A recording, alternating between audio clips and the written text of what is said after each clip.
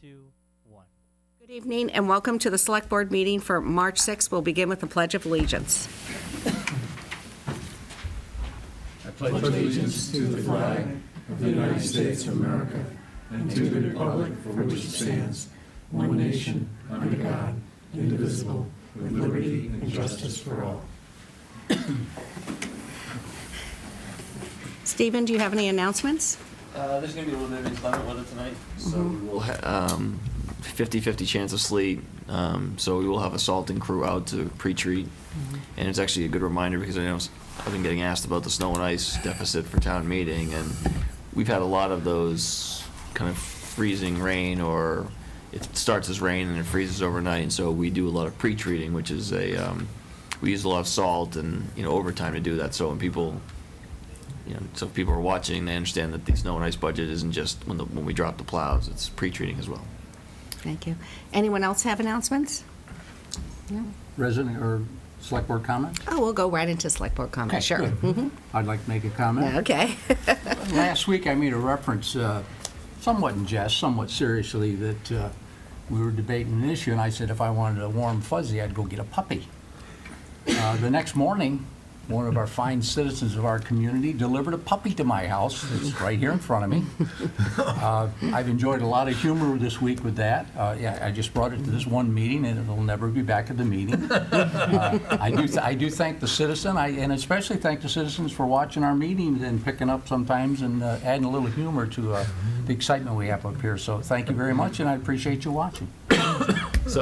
So now you're going to go with, if I wanted a warm and fuzzy, I'd buy a 12-pack of beer and see what happens. Yeah, I'd buy a case of bourbon. Any other Select Board comments? No? Resident comments? All right, we'll move straight up. I'm going to skip a little bit down, so we have someone here presenting the Greenwood Park Master Plan presentation. Would you like to come up? Ooh, I have to I got to plug in that. Can you take it now, pass me on, please, so I can get set up over there.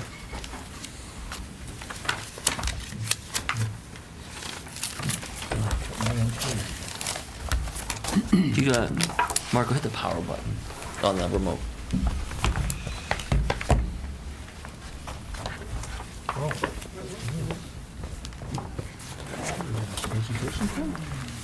Wow. Debbie, you get one? Does anything else have to Looks like there, like a tray or anything? No. The smart board is.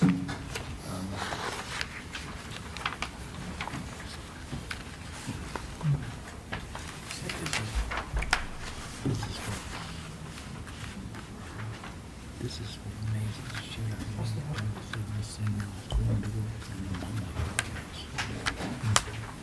We just spent like $400,000 on the electrical system in the last 3 years. Maybe we're waiting for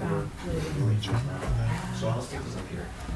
Massive amount of money we spent on this. You know what, Stephen, I'm just gonna put it over here on this table if that's okay. I think I'm gonna stand up. I just don't know the cord that we use to connect. Then it can be over here as well, that's just fine. Thank you. Okay. A little background is in December, I think it was December or November, we had the Adult Center Director and Parks and Rec Director here, as well as the Parks and Rec Board, to discuss what the needs were for both departments throughout town, and a list was made. Also, there was several lists that were created by the task force for the new adult center on what programs they were hoping to have into a new adult center. And the architects that are here have been working with the various groups, whether it was the town manager's task force or the task force, select board task force that also looked at the new adult center. So they took all of the reports that have been created up till now and the material that was created in November, December, and the town manager was directed to come up with some preliminary plans that we could look at. And of course, nothing is written in stone here. We're going to still look at more input from the community as well as the select board as we go forward. And the next step would be the warrant article in the spring for the design money. So They're here to make the presentation. If you'd like to introduce yourself. I will. Good evening.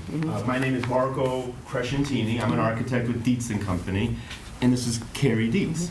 Dietz and Company Architects. Yeah, welcome. Thank you very much for having us Good to here. see you again. It's nice to see you all. I'm going to wait for the screen to come up.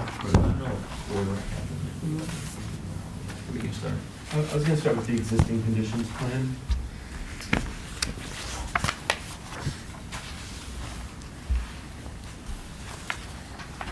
And I think one of the things that the town manager was, the preliminary assumptions was that we would look to see what would be the best we could create down in the Greenwood Center. And then we could look at what changes need to be there. So you'll see, that's why it was called a Greenwood Park Master Plan. So I'm going to get started in just a moment. Yeah, that's fine.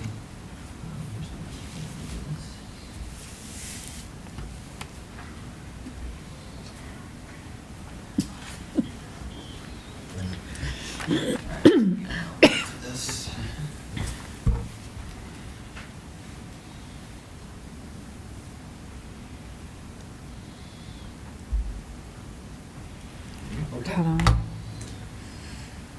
All right, so we had previously worked here at Greenwood Park, or done a study, I should say. We put a considerable effort on the existing facilities here. I'm not sure if you're all familiar with the site, but we have Maple Road, the entry drive, and then Greenwood Park. There's a couple of buildings here, and then a wooded area, the public pool, tennis courts. The previous studies were all focused in this area over here where you have the Parks and Rec function and then the existing current Council on Aging facilities, the adult center there. In this master plan that we're currently presenting, I'll just go, is everybody familiar with the site? Is there anything that I can point out or any items? No. So, Stephen, can you swing that door, please? Thank you. So our task here, as given, was to keep the existing pool, remove the existing tennis courts. There are a couple of, Sorry. there are a couple of existing structures on the site. There's a field house, there's the pump house, there's Molly Marie McAvoy's playground, some ball fields, parking, and the existing facilities. The existing buildings are going to be demolished, as are nearly everything else on the site, with the exception of the swimming pool. We have an outline shown here of a future building. The process, I'm just going to go to the next slide. So what's the what? Master plan? Yes. Yeah. So the idea here was to take two different functions, the Parks and Rec function, which is mostly child daycare and extended day services, and the adult center functions, join them with some common shared functions, and then have their own separate functions. We kept a good portion of the site wooded, as it is today, perhaps improved with some walking trails. We kept the existing pool with a new pump house. And we took the facilities that were here, combined them, and put them here in the center with a little bit of parking in the front with some staff entrance, and then significant parking, ample parking, in the center of the site so we can access playing fields of any different configuration. We've shown two, sort of Saturday league soccer fields, but it can support lots of different combinations, including a full-size soccer field. The parking also has immediate access to a renovated Molly's playground. We have a couple of other auxiliary site functions, like a dog park or a bocce court. We kept the pool function, so there's parking to the pool function, and most importantly, parking for the combined community center, the Parks and Rec and the Adult Center. And the Adult Center takes on, I'll get into more detail, but it's southern facing. I do want to point out that the parking, you'll see there's lots of green here. The parking is going to have integrated in it some drainage system so that there will be water detention. And I think there'll be sufficient greenery so that it won't look like a sea of parking. So while we do have a total parking, I believe we hit 260 spaces. It's, I think, equally distributed among the different site functions, and most importantly, easily accessible to the new facility. We have a drop-off incorporated underneath the large canopy area. You can see the central feature here is a gymnasium. Let me go ahead and go into the building programs. So we color-coded our program here. We have 3 different colors. They're a little more faded here than I think on the printed version, but we do have a blue, purple, and a green. The blue is the combined spaces. The green is the Parks and Rec, and the purple is the Adult Center. You can see that in the center, we have a combined administrative, entry, reception area. And then the 2 main functions that we combined are the gymnasium, which is a large-sized gymnasium with a seating area, and a dance studio. We thought that those would be excellent spaces that the 2 different functions can share, because the youth can use it as well, these 2 spaces, as well as the adult center. And having an entry that combines some office spaces, some combined conference room spaces, there's some open staff areas. Parks and Rec will have a small dedicated office here, and the Adult Center will have a small dedicated office here, but otherwise, you come in, the control point is very close to the entry. I'm certain we'll be able to work out ways to have that be an efficient entry area. And we can cut off circulation here and here so that the gymnasium can function independently on Saturday mornings for basketball leagues or any number of functions. So the beauty here is that with one main entrance, we've got these 2 facilities, each with their own identity. And I think that's going to be very well represented in the plan, as well as on the exterior. I'll be able to show some exterior views where you can pretty clearly see the 2 different functions in the building. I'll get into just a little bit of detail. I'm not going to go over every single room, but apart from having the reception in the lobby and these combined office spaces, there's a lot of open space for the gym, so that, you know, when the gym lets out, there's room for everybody inside. There'll be a drop-off here. The Parks and Rec daycare area, each of the classrooms here has outdoor space as required by code. We do have one landlocked room, but it'll have a skylight above it. More extended day here with functions to the kitchen, so that, you know, they can bring kitchen. There's easy function and easy programmatic adjacencies there. The Adult Center, very similarly, has a corridor that loops around. Actually, it's a big donut circulation.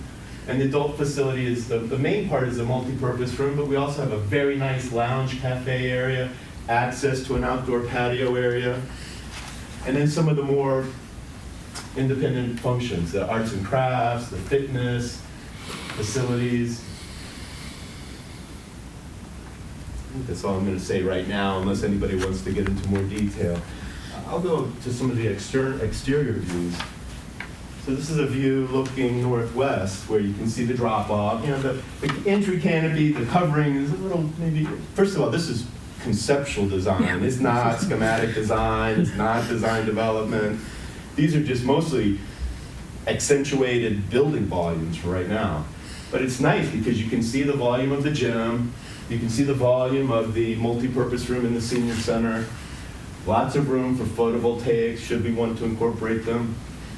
Each of the 2 functions, Parks and Rec and the Adult Center, can have its own sort of identity because we flank the entrance with 2, let's call them symbols, just something that can, you know, we can even name them, you know, include some building signage on them. But we felt like this was a nice arrangement for the building. And what's really nice is that the interior organization, the programmatic organization of the building is actually reflected on the exterior, which is really nice. You want to go on to the next one? Or? So this is an interesting view because Maple Road is right here. This is sort of the service entry. I know that it's a little tough to say the back of the building faces the street, but had we turned it around, we would have had to have put all the parking in front of the building. And I can go back to the site plan and show you, but it would not have made as easy and functional and efficient layout as we have now, where that central parking is ringed by all the site programs that we have around it. And what's really nice about this is that it does give the Adult Center its own identity, which I think was really an important factor. We want to make sure that, you know, it's two entities making a single building, and yet we want each to speak to their own. So right when you come in, this is the main entry drive here, once you turn off of Maple Road, got this nice outdoor patio area. We've got the raised volume of the multi-purpose room. And as you turn the corner, then you see that other view that we were looking at previously. We tried to play down some of the elements back here, but from Maple Road, you'll see the gabled end of the gymnasium, maybe with this segmental window, which will be very nice. I think that'll be a very nice feature. And then we tried to lower it a little bit by having the main building volume and then a lower volume, which covers the kitchen and utility spaces. That smaller volume will help relate a little bit more to some of the residential structures that are on either side, to the east and to the west of this building. And I think there's just one more external view. Yeah, this is from the other angle, and we're trying to screen off from the adjacent building. We have observed the setback requirements. You can see here there's more outdoor spaces for the classrooms, the extended day, and the early childhood classrooms. Lots of room for photovoltaics. You can see the little skylight above that one landlocked room. So that pretty much covers it. Maybe we'll go back to the site plan or the building plan. I can answer any questions if anybody has any, or maybe go over anything that I might have gone over too fast. I don't want to exceed my time limit or your patience. Well, I'm going to take this back. I think you certainly have to see, because they have the printed copies in front of them. We can kind of do Q&A. Sure, okay. Yeah, I just got to thank you very much. It's an amazing plan that you put together. I guess the question I have is listening to the concerns that were expressed to us about the existing adult center had to do with the amount of space, and I guess I'm looking for a comparison. I pulled out of your plan here the adult center, square footage is 7,150 square feet, and how that compares to the, what they've got now. And the other complaint or concern we hear is there's a long hall, and I see the same long hall. I mean, I personally don't know how you get away from a long hall, but that's one of the complaints, is it's a long hall.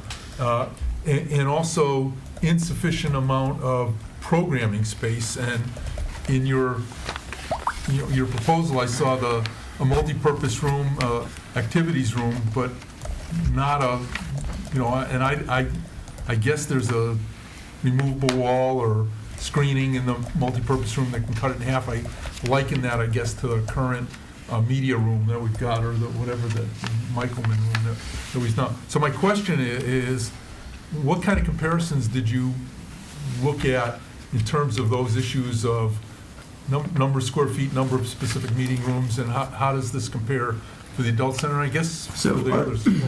Well, actually, can I jump in first? Of course. Because I want to start back. I want to go back to before we get to the end product by way of a little bit of an introduction, because I think I can answer most of your questions, Mark. Because they're programmatic in nature, really. They were, and what happened per the select board directive. First was Amy Sada and Barry Jarvis, and I sat down and met, and Marie did attend some of those meetings as well as a liaison to the Council on Aging, and then Mike took over after Amy left. And basically, to answer the question of why a whole new building, we started the first meeting. The question was, who wants to be stuck with the old building, and what do we get for leaving, one department in that building versus the other? And it didn't really make any sense. And I get from a if all you want is your own senior center, I get why, a freestanding building that's just for a senior center is appealing, but for the rest of the community and for the best value we can get, it didn't really make sense to do it that way, especially since Greenwood is going to need some investment in the future that is really not a great value cost per square foot. So we pivoted away from renovating Greenwood and said, why don't we move both functions? As you can see from if you look at the color-coded programming, building plan, the Greenwood Children's Center, the daycare and extended day, does not add a lot to the building program beyond the shared spaces. So once we decided we were going to look at something new, it became the goal was take out the gymnasium, Okay, so set the gymnasium, because according to Barry, the gymnasium space is in high demand. The gym that's there is undersized and old, but gyms are large spaces. And so when you're looking at a per square footage basis, it just kind of blows out any comparison out of the water. So we said, set aside the gym, and the mission was through sharing administrative spaces and reducing circulation space to get away from longer hallways. We want to end up with less square footage than we currently have at Greenwood, and the reason for that is very simple: to reduce cost. More square feet equals more expensive project. That's simple math. So, so we went through, Dietz Architects did the original programming study that was kind of a follow-up to the Pioneer Valley Planning Commission study. So they knew the building very well. They knew the adult center program very well. Barry gave them her programming needs, and that's, we started off with a longer list, and Mike and Barry and I kind of went through and said, well, what things can we share, what can we live without? And so basically the list of boxes that you see on the plan, that is the programming study, are a result of the information we, Barry, Mike, and Amy and I provided to Dietz, and they did, I think, a very nice job arranging it in an efficient way so that the children's center and the adult center can share core assets like a kitchen, like the gym, like a dance studio, while maintaining the needed security protocols, especially on the children's center side. Now, this isn't schematic phase design, so you don't see, secure entry points and things like that, but they are, if you look at the circulation points, you can imagine where those types of things could easily go. And so that was basically the mission, was let's reduce costs by sharing as much space as we can, but let's not, so we can invest then that savings into a new gymnasium and a new dance studio that are really reflective. And I know the Adult Center Building Committee spent a lot of time, researching these issues and going through programs. But one thing has been clear from all of these processes is what seniors want, and what are the emerging, programmatic wants and needs of seniors, are, when you lay them on a paper, almost the same as kids. They want activity space. They want more. They want, they like more daylight. They like more activity, more fun stuff, more physical things to do. And so that was the dance studio and the gym became really the focal points of the building for modern programming needs. And the analogy I used is a nuclear submarine. When they build a nuclear submarine, they take the reactor and the missiles and the torpedoes, and they put them into space, and then they design everything else around it. And that was kind of the theme for this. We wanted to make sure these core spaces worked, and then fill in the rest of the other stuff around it. And like I said, I think they've done a really tremendous job laying the site out in an efficient way, and orienting the building to really maximize what is as you guys all know, a pretty awkwardly shaped site. The fact that we're able to pick up surplus field space where the current building is really a bonus. And I think when you look at how they arrange the parking and the opportunity for, temporary, bathroom facilities and realigning the playground and everything else, it really maximizes the space out there, and I think sets a vision for what could be just the signature recreational space for Long Meadow. Did you want to respond directly to Mark's two questions? Well, one of them was about circulation and long corridors, and I will say that apart from having the central area be big and open and inviting, once you do split off and go left and right, for the children's there, or the Parks and Rec wing, I do have a corridor dividing up the two, so there's a little center of activity halfway down that longer corridor. We did show on the exterior views a skylight running down the length that could help accentuate, get natural daylight. And it does zigzag at the end, which, visually will break up the length of it. As far as the adult center corridor goes, the whole first part of it, where the lounge and cafe areas are, as you enter that area, there's a widening in the corridor right in front of the fitness and exercise room. That's so that when that empties out, there'll be some room and everybody just doesn't empty out directly into the corridor. But also that whole first stretch there until you get to the gift shop is open to the outside. You get a straight view to the outside through the lounge cafe area. So in my mind, once you pass the gym, the gift shop, Yeah, you got a little section of corridor there, but I feel like we tried to break it up using different features, like, the open lounge area. Also the width of the corridor, too, yeah. That's a very good point. Yeah. We have a corridor there that's upwards of 8.5, 10 feet. So I think that would encourage people to walk, it's not just a narrow 5-foot wide corridor. And my other question was about programming space. We're told that there's a shortage of programming space, and I think I know the current Greenwood Center, and when I count rooms, not square feet, but rooms, I've got fewer here than I do in the current center. So there are probably fewer individual rooms. However, we did add the gymnasium, we did add the dance studio. There's one open program space. We had a kitchen before. This is going to be a larger kitchen. And frankly, some of the spaces were eliminated or reduced based on meetings that we had. Well, and if I can build on that point, because like I said, when we met with the architects, it was us kind of saying, here's the process we've gone through, and here's some of the recommendations we're making. And so when they say they reduced and eliminated, the process behind some of that was, one of the things that was added was a smaller programming space, like a smaller, almost like office type space, for a class that maybe has a couple of people in it. The thing about Greenwood today is that it has a bunch of rooms that are all the same size. One of the rooms is the fitness room, which isn't a great fitness room, and it has a pool table and a ping pong table that's somewhat used.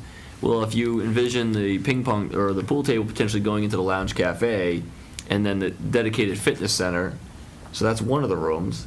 You have a computer room that we probably would eliminate simply because people are bringing in handheld devices, and the entire center can be a computer room. Like wherever you sit, you can have Wi-Fi access, and we can have a cart with devices on it to equip people and set them up, maybe at the cafe, in a comfortable seat. So that's an emerging, that's a technological advancement that makes that particular room, kind of obsolete even today. And then, so I think we tried to line up. Now, Mike did overlay the programming needs today with just the purple space.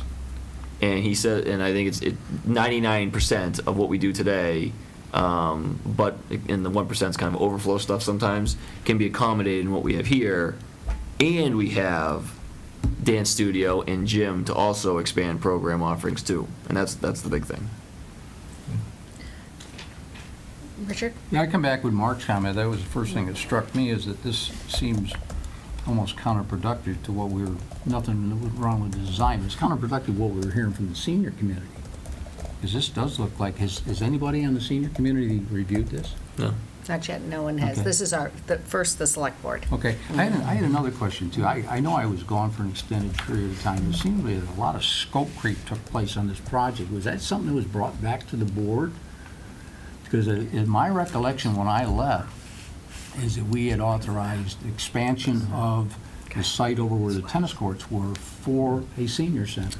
And An if adult appropriate, center. No. a children's center, yes. No. Yes, it is. An adult center. We actually, it was probably one of the meetings you were gone. Okay, It was well, the directive I'll go back was and to- review, because Yeah. this is considerably different than my recollection, unless there was something happening while I was gone. Yeah, I think it was I mean, during and- December. And the fact is, this entire effort is designed for the seniors. That was the start blank on this, was for our senior community. Anything else that's been tacked on is an afterthought, as far as I'm concerned, because that was what put the wheels in motion, was our senior community. I agree with Mark, too. I can't recall how many square foot the last study said that the senior center needed. But it It's seems, approximately 15,000. Yeah, that's what I thought, And at about the twice what Greenwood this is. facility, excuse me, I don't mean to interrupt, there was approximately 7,000 square feet in the existing facility, which we've more than matched here. And then there were additional programming spaces, approximately 8,000 more square feet, which was going to be an addition either to this facility or all new construction at one of the Turner Park facilities well, or sites. I know the emerging need in our community, and I doubt very much of it is extended daycare operations and all that, but it definitely is a senior community. That is expanding. We know that for a fact. I've questioned with Stevens why we even have daycare facilities. I'm not sure as a community, why we're competing with outside businesses, but that's my personal feelings. I know it's a nice convenience for our people in the town, they drop their children off, it's really nice and all that, but I still question why we do this when we have commercial facilities that we're competing with theoretically on this. I just sharing, this is the first time I've seen it. Of course. And I am sharing with you my initial reaction. I mean, this is literally the first time I've seen it. We seem to have placed a lot of emphasis on a gym and daycare centers, Where the pickleball- and not near enough Yeah, energy so on the adult yeah, center it's aspect. And it backwards. seems like that was the driving force. That's why I'm a little puzzled. So maybe I have to go back and look at some meetings and find out what took place and get up to speed on some of the direction that was given, so I'm more tuned into what's going on. But this is kind of a surprise to me, this plan. How was it determined that you needed the 260 parking spaces? Seems like a lot of parking. It's like 7 per 1,000.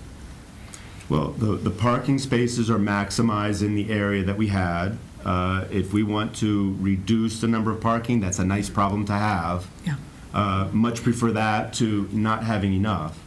So we were just charged with developing, I mean, in a way, Mr. Foster, and I defer to Stephen to pitch in, but, we worked with the program that was essentially handed to us. Oh, yeah, no, I So agree. I just wanted to point out that, the advantages that were discussed were in joining the facilities and in being able to have, a space that can be a gymnasium, but also double as pickleball courts. Or, having a dance studio that can have, ballet on a Saturday morning, dance for the kids during the day, and then, square dancing or line dancing for adults later on. Right. So the synergy created here is very different than, having a completely autonomous senior center with all senior center functions. Now, if this is a big building. If we want to reduce the scope on one side and make it future expansion space, then that just changes the dynamics of the synergy of these two different functions. So if I can build on that, Richard, because you raised good points about this, and maybe you were not here, but the directive was clear, and when I reported on what we were going to be doing, it was definitely adult center and, if appropriate, children's center. And when was that? Was it last winter or before Christmas? I said it was probably December. Yeah. Okay, so would that have been the meeting I was at then? I've been clear about since. No, I know you've been clear. Yeah. I'm asking if Right. I was there.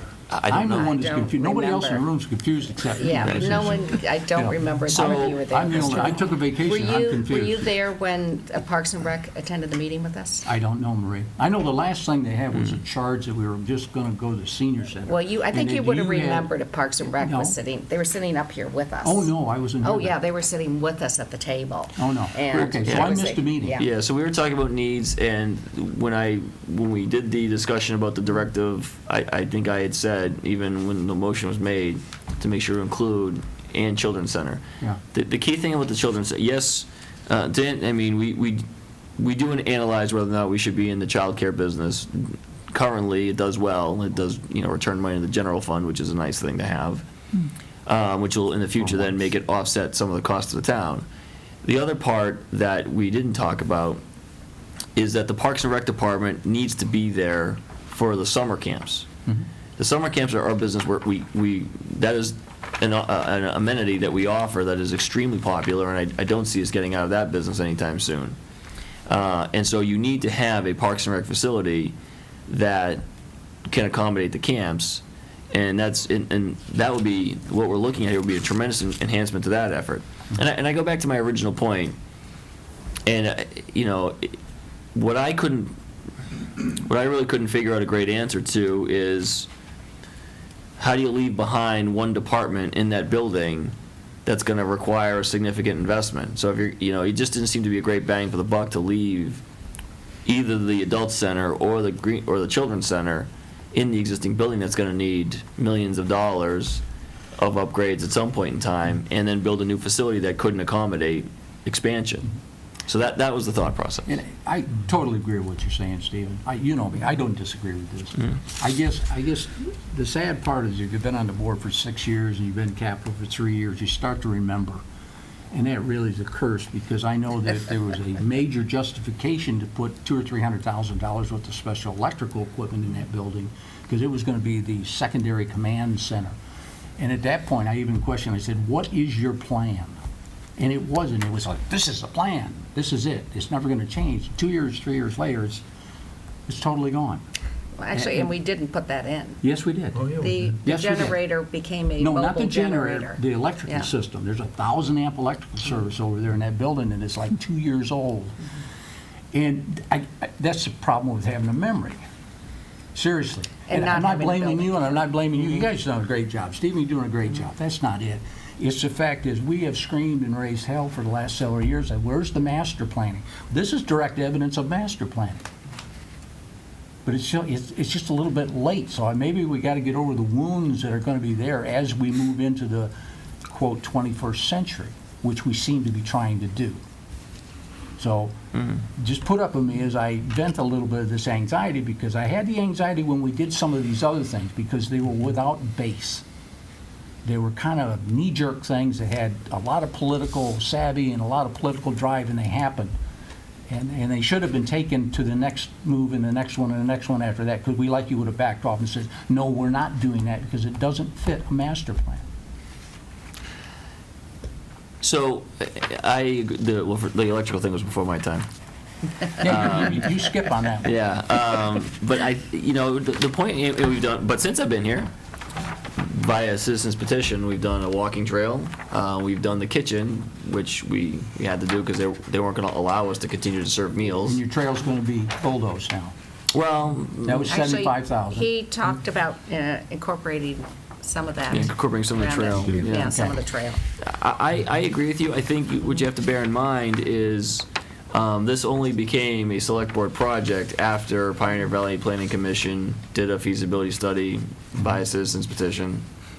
And, Dietz was retained, not by citizens petition, we did that, but it was, we had a task force and then the Adult Center Building Committee. It was only after the Adult Center Building Committee made their report that the select board took this on, and we decided to kind of bring this to the next stage, which is a master plan of the whole place. Yeah. Which, of course, was a direct result of a town meeting vote to not have it at Bliss. So, to some extent, this has been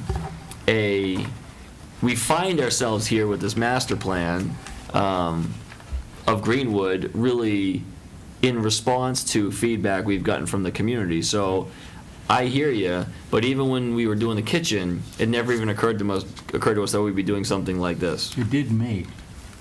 But not here, not at this location. I know, I squawked that we were putting a $15,000 exhaust system into something that we were talking about getting rid of, but that's just me anyway. But you could easily conceive that if the adult center as a freestanding enterprise went to Turner Park or Bliss Park, then we would be looking in the future for Greenwood building to either renovate to sustain the Parks and Rec programs and daycare, or to not do those things. And that we agree on, 100%. Right.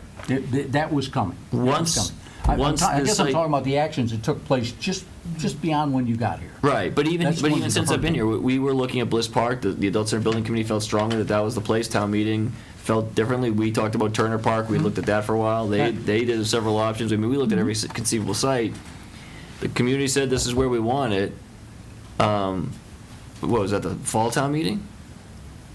Was that the fall town meeting, or was that the spring town The meeting? fall town meeting is when they voted down on Bliss. Right. Yeah. So that's late October, and here we are, just really 6 months later, not all that far gone from that, with a master plan for the site that we promised. And so I completely agree with you, but it's not, the decisions made, when the decisions were made before for a lack of a plan, there was no plan, and there wasn't even a plan to have a plan. And then once we started planning to have a plan, it wasn't here. But there was a desire to have a plan. There was a desire to have a plan, so, Another thing, and I'll let it rest. How many more gyms do we need in our town? Barry Jarvis will tell you we can't have enough. Yeah, okay. Well, that's a good answer. I mean, that's, in fact, we asked that question. Yeah, okay. Gyms and ball fields. But we got so many gyms that aren't even used. They sit in all of our schools and No, they are. They are used, not at nighttime. Oh, yeah, they are. heavily programmed. Willie, my- Willie Ross is looking for space, and they Yeah. have not had, Oh, yeah. Long Meadow can't find an hour for that. I'm not hearing about that. Yes. Oh. Basketball leagues in the winter, there's all kinds. Pickleball now. Pickleball. Yeah, so I want to be clear, Yeah. and this is something really for another the one. folks at home too. The gym isn't for the daycare.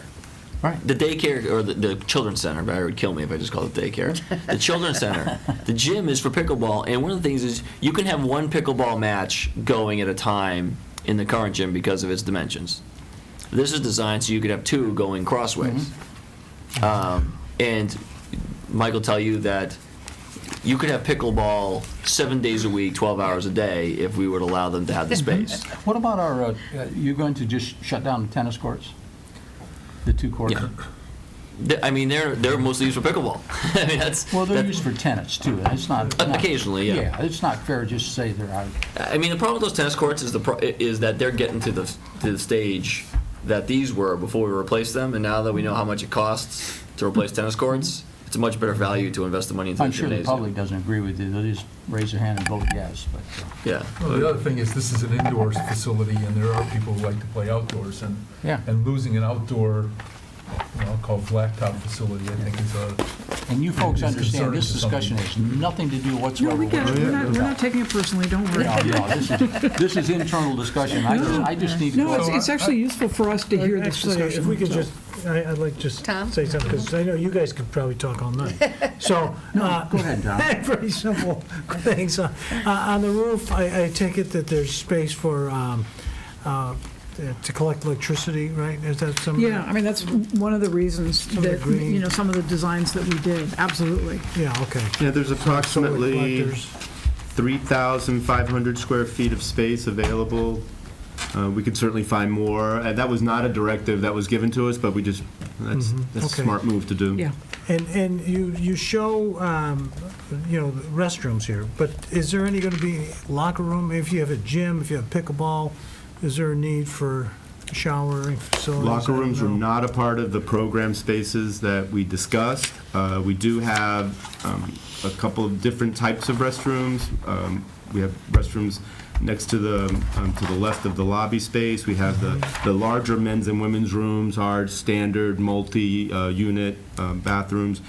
We have a companion toilet room, but no locker rooms per se, no dedicated locker rooms. Yeah, because I mean, in senior centers, do they have locker? I know that in the high school, they have, this very would- few kids use them. Yeah, I was going to say, I mean, that's part of the problem. Yeah. I remember those days also. I think with the pickleball, we haven't done one yet. We haven't done a senior center with a pickleball Okay. court. So frankly, we don't have a norm on that. All right, I mean, yeah. it would be this would be a very useful question to put out to people who are playing. Yeah. Well, and I might add that because it's just diagrammatic and building planning, to add a bank of built-in cubbies or lockers. Just someplace where either- you could put your shoes and your coat. I We think have is a two good idea. large, we have two large gym storage areas, to be able to put a small area for lockers. I mean, not showers and et cetera, but just a place to put some of your gym bag Sort and, of changing. yeah, I believe that Use a could pretty towel easily to be get- incorporated into the program. All right, I want yeah. to point out that this is really, really, really schematic. Even though it looks like a floor plan to you guys, Yeah. it's really, really schematic. And there's a lot of detail and a lot of thinking that still has to go into it, which is why this conversation is useful, that you're asking these questions, but don't take this as cast in stone. Okay, yeah. And then, That being said, he's going to keep us to a square footage Yeah. count, so, you know. and then if we needed to expand the building for some reason and bump it out, I guess it looks like the only place would be this corner. Well, that was one of here. the items that we had discussed during one of our review meetings, in that there isn't much room to expand the building. The building, which is approximately 34,400 square feet at an approximate cost of $8.6 million, it's a little, that was not one of the mandates that we were given, and frankly, it's a little bit of a tight site for that, given all the other functions that are happening around the building, the playground, the pool, the dog park, I've forgotten who asked the question about parking, because this is actually a critical issue for senior centers is parking. And it tends to be within a certain period of time, and then there's no need. And then you've got this overlapping of the other uses of this space. I see And that you're taking some parking that's already there, and where the tennis courts are, so. Exactly. So, I mean, this park gets a ton of use, and one of the things that we heard about the existing facility is there's not enough parking, because when everybody is using both facilities or using the pool, or it's a problem. And so that's one of the reasons that we put as much parking in as we did. That's a refinement that I think that we need to look at, but I would say you're going to be close to this, or people are going to be screaming at you. So, I'll also say that if you look at the parking carefully, it's not arbitrary that, we have connections from the furthest most parking spaces directly to the front entrance of the new building. We have some cross circulation to connect different parts of there's actually a circuit route around the parking for, walkers and things of that sort. Oh, right, yeah. I think we tried to create a multi-purpose, aesthetically pleasing parking area that begins to address some of the environmental issues like water retention and water detention, shading. I think the other thing about this particular master plan is it allows the existing center to stay functioning while we build a new building, so that we can phase this thing, so we can shut one down and move into the new one and then tear down the old one. I think that's going to be really critical, because I would hate for any of these services to be offline, especially if, as Stephen says, they're making you some money. So, Any other questions? Oh, I just had one other thing, because I hear it all the time, the complaint that existing senior center, that, say, the men's room is too far from the entry, and now it looks like it's just as far. same thing for women's room, okay? So,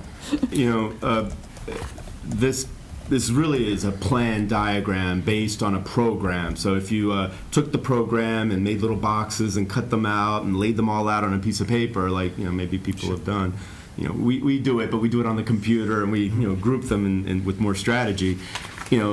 To take those men's and women's rooms and move them over and move, Yeah. that's This is- part of what schematic design is but about. this is the scale, right? Even your imprint. Yeah. Right? yeah, So Bill, if you can visualize the distance from the entrance and around the corner and up to about halfway, which is where the edge of the tennis courts are, right? Which on the program diagram may be where the restrooms are. I mean, look over here. yeah. It's still a shorter hallway. And the other thing is, when I visualize walking through this building, the new building, I'm reminded, and then I think about walking into Greenwood, the adult center. I'm reminded of the story I once heard, and I don't know if it's true or not, but somebody had an office building, and people were complaining about the speed of the elevators. And so the owner of the building hung mirrors in the elevators. He didn't improve the speed, but the complaint stopped. And I think when you walk into Greenwood today, it is a relatively narrow, long hallway without too many penetrations. There's the door to the over 60 room that's rarely open because people go up to the other, because the room is really designed that people enter at the other side by the kitchenette. And then you've got the gift shop that's open, and that's a little hub of activity, but it's still a narrow doorway. And you go all the way down, and you don't really get anywhere or see anybody until you get up to, the other entrance to the over 60 room in the office. That makes it seem really far. When you come into under this program, you walk in, somebody greets you at the front desk right away, and the good thing is someone can be a greeter for both the children's center and the adult center at the same time. Signing you in, My senior center's right there. Please log into my senior center, and then you also have the person be able to hold the security, have a security function for the children's center. They walk in and they turn. There's the adult center offices. And then there's the cafe and outside views in front of them, the fitness center, and there's activity that they'll be able to witness all the way down the hallway. And so I think it is shorter as the crow flies, but I also think it's going to seem a lot shorter when you're in there. Yeah. The other thing that we often do in our senior centers is when we have long corridors, put some benches in periodically, little sitting nooks, because conversations happen. And you want those conversations to happen not in the middle of the hallway where it blocks everybody, but if you can give a place for a couple people to sit down, it also helps. But also, it looks like there's a men's, ladies' room right here. Oh, Right. So oh. it's right, Yeah, so right up by the door, so I mean, it's not like the other. Those would be perhaps the ones that might be used for the gymnasium, because we wouldn't necessarily want the gymnasium users to go over and use the adult center restroom. So we do have probably multiple use toilet rooms there, 2 or 3 fixtures per room. Mm-hmm, yeah. So you figured the plumbing.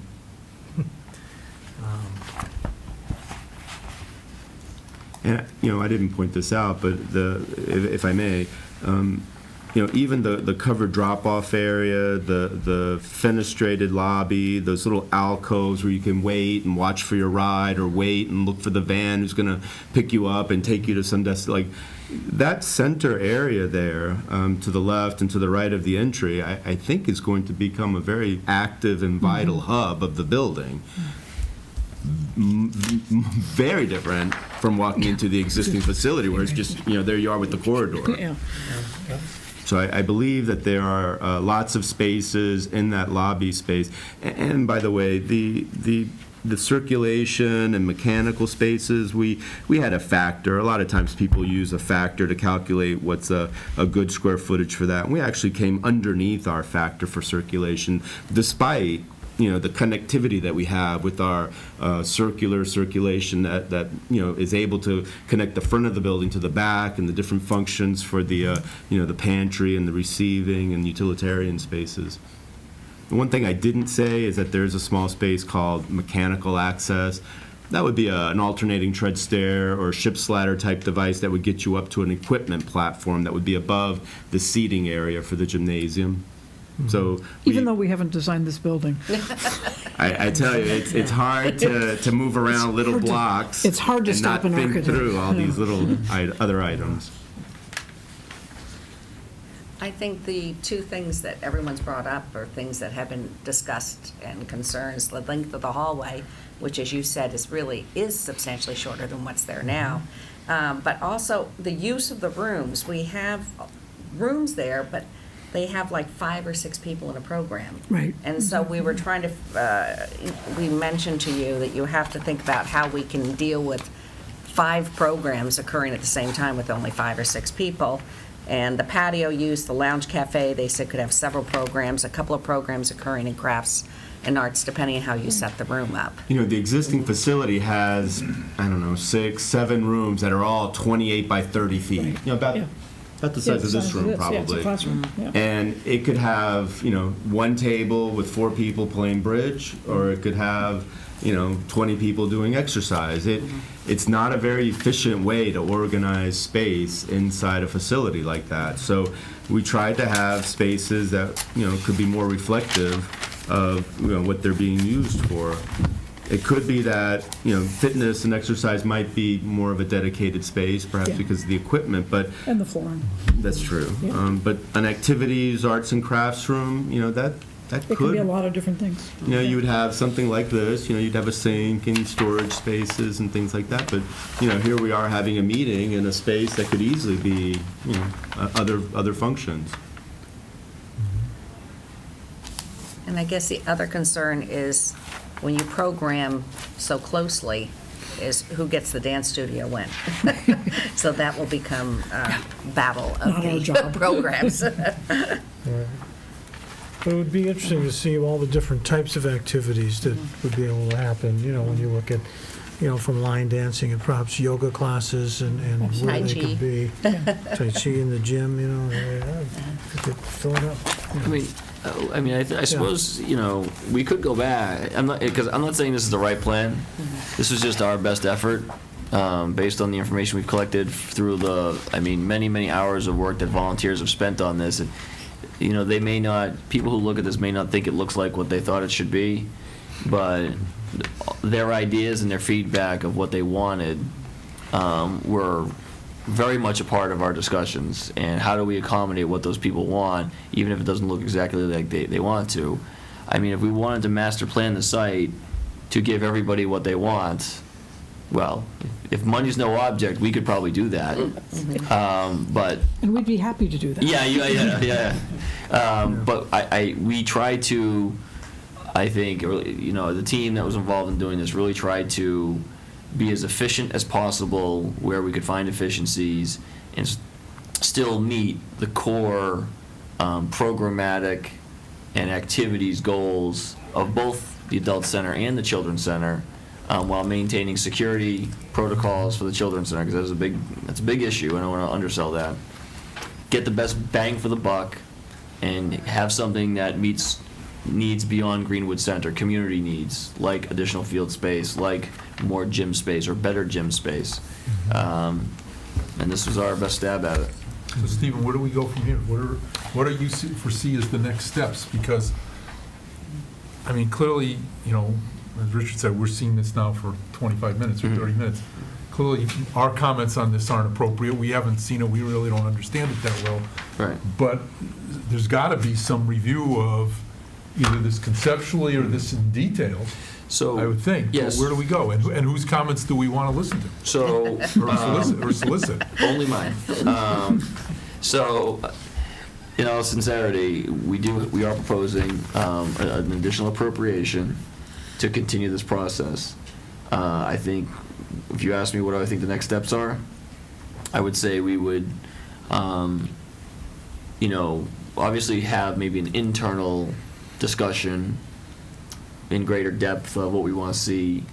Maybe it's 2 of you at a time with me or with Dietz or, something like that to get feedback, so it's not, so we can do it in a more meaningful kind of trial and error way versus a meeting, public meeting. Not to hide anything, but there's just a different, process when you're kind of going back and forth. And then I think we would do kind of some kind of charrette where we would present this to the community, the Adult Center Building Committee. We'd bring it to them, I think, if the board wanted to do that.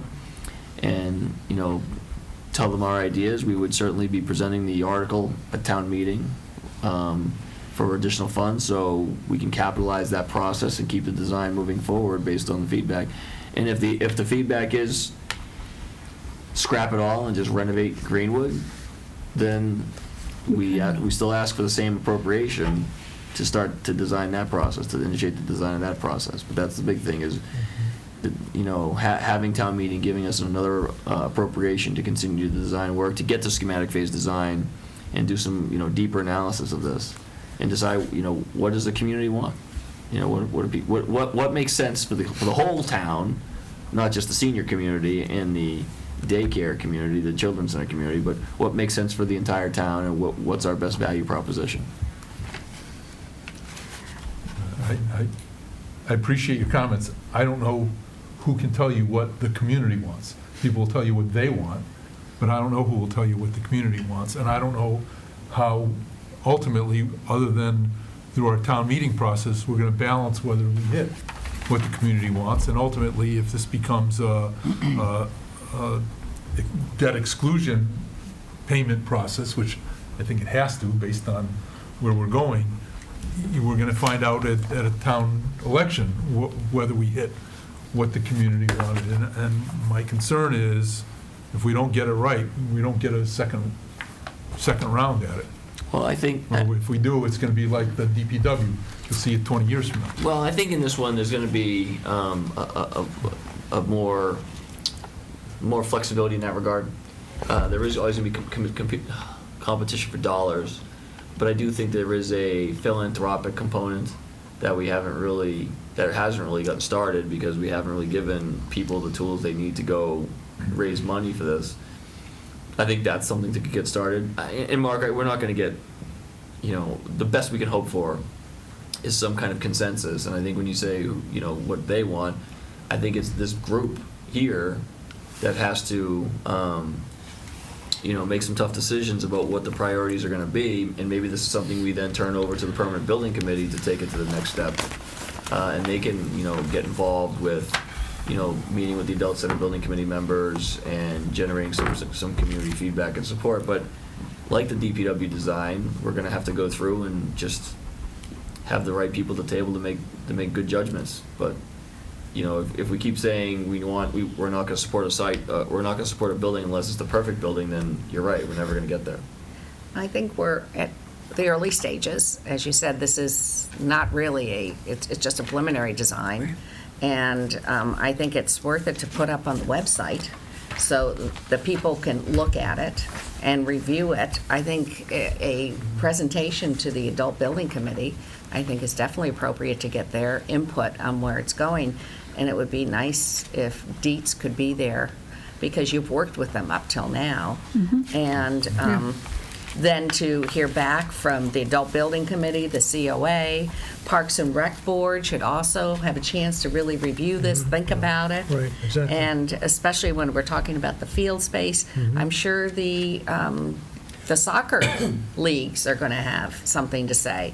The pickleball people will tell us what they think, because we're now giving them beautiful space, but we're taking away their outdoor space that's right there. So I think we don't need to wait. It will happen.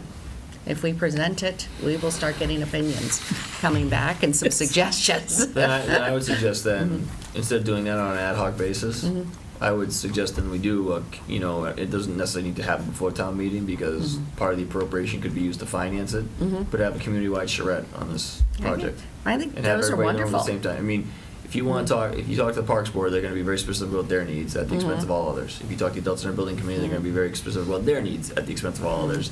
When you get people in a room together with onion skins like we were doing, and sketching things out and kind of going through in an iterative process, you end up with that. That's how you build that consensus. So I don't think we should take a kind of a traveling show and sell our product. If we really want to have it really reflect the ideas of the community, we should do it in one kind of fell swoop. But then we still have to put it out. I would still let these are now public documents. Sure. They should be put on the website. They should be given to the various groups that request them. When do you think would be a good idea for the charrettes? May? After town meeting? June? What does the board think? Well, let's see if we get the appropriation.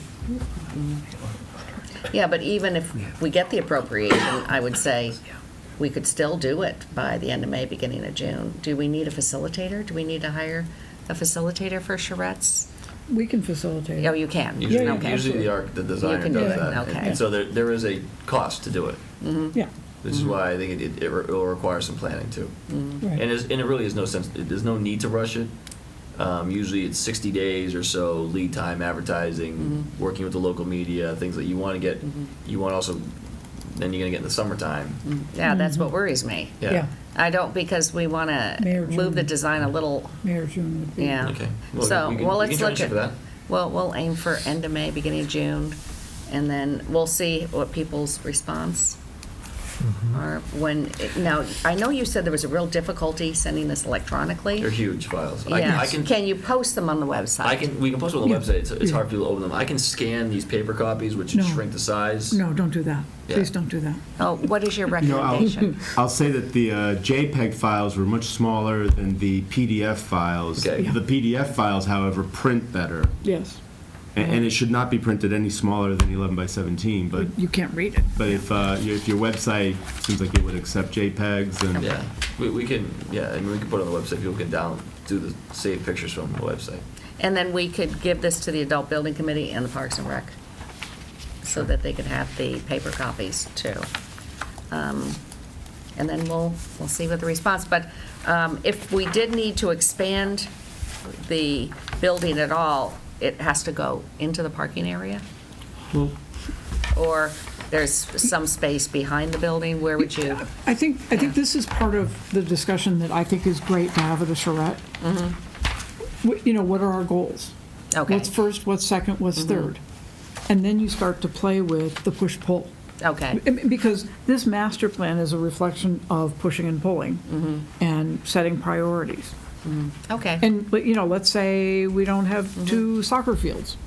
Then that changes a lot of things, Okay, just as a for instance. sounds good. Maria, I just have one other follow-up, and it has to do with the design. And again, I recognize the preliminary nature of this, but, what I think I know from the site and I don't see is issues of topography and what that relates to. And, for example, the current parking lot, drops off into the fields, and yet you show it as a nice big flat area, and how does that play into either design or construction costs, or, Yes. because, in my opinion, we are constrained in our current building because we recognize the parking lot is the edge of the abyss, and you can't extend it out, but you just show it as a continuous. Yeah, the building pad would be level. There is some grade change that can happen in the parking area. Yeah. The grade change is no more than 6 feet from one end to the other, and it does tend to drain towards the Toward the natural swale that's over to the Right, left but here. it was away from what you show as the soccer fields, it goes down toward, I guess that's toward the Well, the west. fields, of course, you'd want to, you'd want to engineer. No, I just the- recognize that, but all I'm saying is that the constraint, one of the constraints, not the, but one of the constraints of the current site was, gee, you can't really expand the parking lot because of the topographical drop-off, and you lose ball fields, and in fact, all that's been reconsidered in your No, approach. it hasn't been, because we're not there yet. Oh, okay. Okay, I mean, seriously, and I think a lot of the discussions before were, if you kept the parking lot where it is, if you kept everything where it is, then you have a lot more constraints. But if you now say, okay, you have a clean slate and you can start to manipulate the land, then it changes everything. Yeah, my other observation is that the design you have really isn't that different from what we have in terms of a central circular drop-off area with the adult center on one side and the childcare on the other side, but nobody tends to use, in fact, not tends to, nobody at all uses that central area of the current building. They either go directly into the adult Because it's center not side. accommodating, it's not welcoming, it's not Oh, but set up that way. Because when we closed the building, we walled off, walled that stuff off and Right. didn't make it that way. Right. But that doesn't mean it couldn't be. It means it hasn't been. So, I mean, Well, it's the reason why the adult center folks can't use that is also primarily related to security and going in and out of the children's center. right. Well, the children's center entrance is, No, it's right in the middle. it's right in the middle? Yeah. Oh, okay. And there's a secured checkpoint Right, here. right. Well, you have a huge sidewalk there, you can't really, Yeah. it's not like a Yeah. drop-off. I mean, It was built in 19, Yeah. whatever. To And not not be- as a senior To be center. neither an adult center nor a children's center. Right, exactly. Okay, well, thank you so much. Thank you. For Thank you. coming in and Good making all the questions. work that you've Thank you very done. much. Thank you. Because I know you've been working on this now with the Adult Center Task Force for For a while. a year and a half at least. At least, So yes, thank you. exactly. And we'll let you know when we hand this off to you, when the Adult Center is going to be meeting. Yeah, let us know when you're posting it, just in case we start getting phone calls. Okay? Thank you. Thank you all for your time. Thank you. Yeah. That's it. Well, maybe someone will donate money for racquetball court. There we go. Nice there, yeah. We'll add that. Our listeners, Okay, I'm looking for approval of minutes of February 21st. So moved. Is there a second? second. Any discussion? All those in favor? Okay. And Historic Commission appointments, we held that off because it was a rare event. We had 3 people for 2 seats and 3 very accomplished people, but we have to make a decision. Is there a motion to appoint 2 of them? Yeah, I move we appoint Andrea Topier and Alexandra Hogan to the 3-year terms expiring 3 months from now, 6/30/17 at the Historical Commission. Is there a second? Second. Any further discussion? Yeah, I think it should be noted for the record that all 3 of these applicants are highly qualified to fit in these positions. This was a difficult decision on the board's part, and I hope that all the personnel that put in come back in for another vacancy announcement. All right, all those in favor? All right, thank you very much. And now we need to go down to appoint a registrar. We have to do this every year, and last year it was decided we would go with 2 Democrats with the concept that we go with 2 Republicans this time around. And a letter was in. Is there a motion to appoint someone? well, there's one position, right? Yes, 1 position. Well, I would make a motion that we appoint the person that was recommended by the chair of the committee, which is, which is Ms. Sandra Metz. is there a second for the And I motion? don't know, Yeah, that's generally what we've done. Okay. Okay. And Mark, did you just second it? Sure. Okay. Discussion? All those in favor? All right, now we'll move on to closing the annual town warrant. We are closing it today, but we're not, we close it and then we vote on things and, Some of the numbers are missing, right? yes, exactly. Well, no, but we close it to new warrant articles. Yeah, because we Yeah, just had one okay. slip in. Well, So is there a motion to close the warrant? Marie, can you just Oh, I see, we have this. describe what you meant by slip? I mean, No? it didn't slip in. It came in within the time frame allowed. Well, That's no, the we way. actually had said that they had to be in by February 27th, but it did come in before the warrant was closed. So even though we asked them to be in by the 27th, it still, I think, is Yeah. legally, the It's- you citizen's have to accept petition it. has to be accepted. We've had many hours of legal opining on this subject. Yes, over the years. And why don't we start closing when we say we're going to close it in the future? That's a good idea. And it- Did we have, we must have had a meeting. We're constantly having a meeting these days. So is there a motion to close the warrant? Either that or don't close the warrant. Oh, let's not go there. This is Well, the- no, I mean, theoretically, at this point, it doesn't matter if it's open or closed, you're gonna have to open it and close it again. And any other citizen petitions that are received are No, automatically we're not going to swept have to on. open it and close it. It's not completed, you don't have all the figures. That, Those you open it and placeholders. close it only for the purpose of adding You warrant gotta vote- articles. you gotta vote on Not that. not to refine the verbiage. Mr. Gold, you're not gonna approve a warrant that you don't have figures on, are you? I'm not going to approve We it, do- but we I'm do not every going to year. extend, I'm not going You're to gonna- open it to new, How are you going to vote on those issues? the. Well, we do I've this got every before year, me we've a- had this a- discussion. A warrant with 44 articles. Yes. I don't care if And it's each one- 150. Well, but I'm saying, each one of those 44 articles has a topic. Yeah, Those are going to be, when we close the warrant, those are the only 44 topics. There's no That will 45th. be considered at this, and if one Are of these you- changes So substantially, it how are you drops going off. to make additions to that written warrant by not opening it again and accepting it? When you make the motion to approve the article to go on the warrant is when you do that. And so there are warrant articles here that are ready to go. And so we can skip forward to those and someone can, I move to approve, Article 3 as written in the draft presented. But there, then what they I'm say saying yes, is it's in. you don't have the articles flushed out with the language. But that doesn't matter. You can vote to approve the warrant article individually as we revise it. You've got to As- open the warrant to vote on No, you those don't. issues again. No, you They don't. Oh, no, you guys are. No, No, no. you No, I'm don't. going to take the puppy Well- and get going on this one. Okay, let's close the warrant, and then we can ask the attorney to tell us whether we need to reopen it for amendments to You the can go ahead and warrants. ask, because you can't vote on a closed warrant and add information to it and then vote on it without opening it. I don't Okay. agree. No, Yeah. it's, I know what you're saying. Yeah. Gonna do this for, it's posted. No closed. No, I think posted, I don't know, Paul, if you remember the discussion, but it's posted is when you can no longer touch it. You've historically always closed it, had the discussion and finalized it when it was closed. We've always done that. And then we opened it and voted on it. No, You only opened it if you wanted to add something. You have, There was- we have done it in the past. we've added in the past. Because we've Okay. added Okay, articles. go Right, I ahead, thought go so. ahead. I move we close the warrant. I'll go back on the minutes. Is there a second? Yeah, I'll second. Okay, and further discussion? Well, if we're wrong, then. That's not a point where we're wrong. All Not the those law in will tell favor? us what it is. All those in favor? Okay. I you. can say for the record, though, we have opened the warrant in previous years, made additions, and then reclosed it. Okay, we have done that in the Because past. we've added articles or changed the, We put the amounts of money in, Mr. Gold. no. Okay.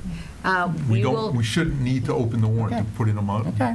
amounts of money. and town manager, can you please find out that specific answer from our attorney? I'll for the just next- get- for I just have to Wednesday's dig out the meeting. opinions from last time. That's okay, for Wednesday's meeting, it'd be great.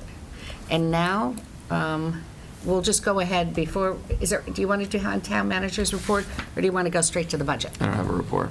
Oh, that was, We're meeting like Very every other soon. day. I don't really have. but I needed you, also, you did have a meeting today, the departmental heads, I didn't quite understand. You That gave one, me those that one notes? that one was the note. The one I sent you was the Oh, notes. but the thing said, 'Cause she'd do said- ignore. She sent one earlier. Okay, I did not. So I will get everyone the departmental head notes that came in today. I can send, yeah. Can you send that right now to everyone? can.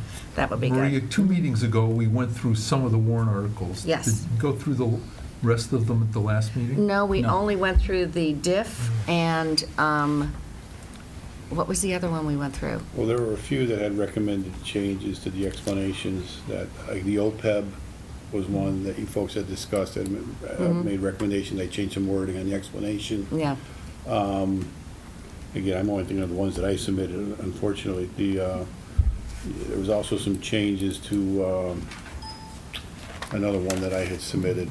So that's right. But my question is, when are we going to do the rest? Wednesday. Okay. Wednesday, I was hoping to That's when finish the will be warrant. opened again. We've never voted on them, Mark. We voted on putting the diff on.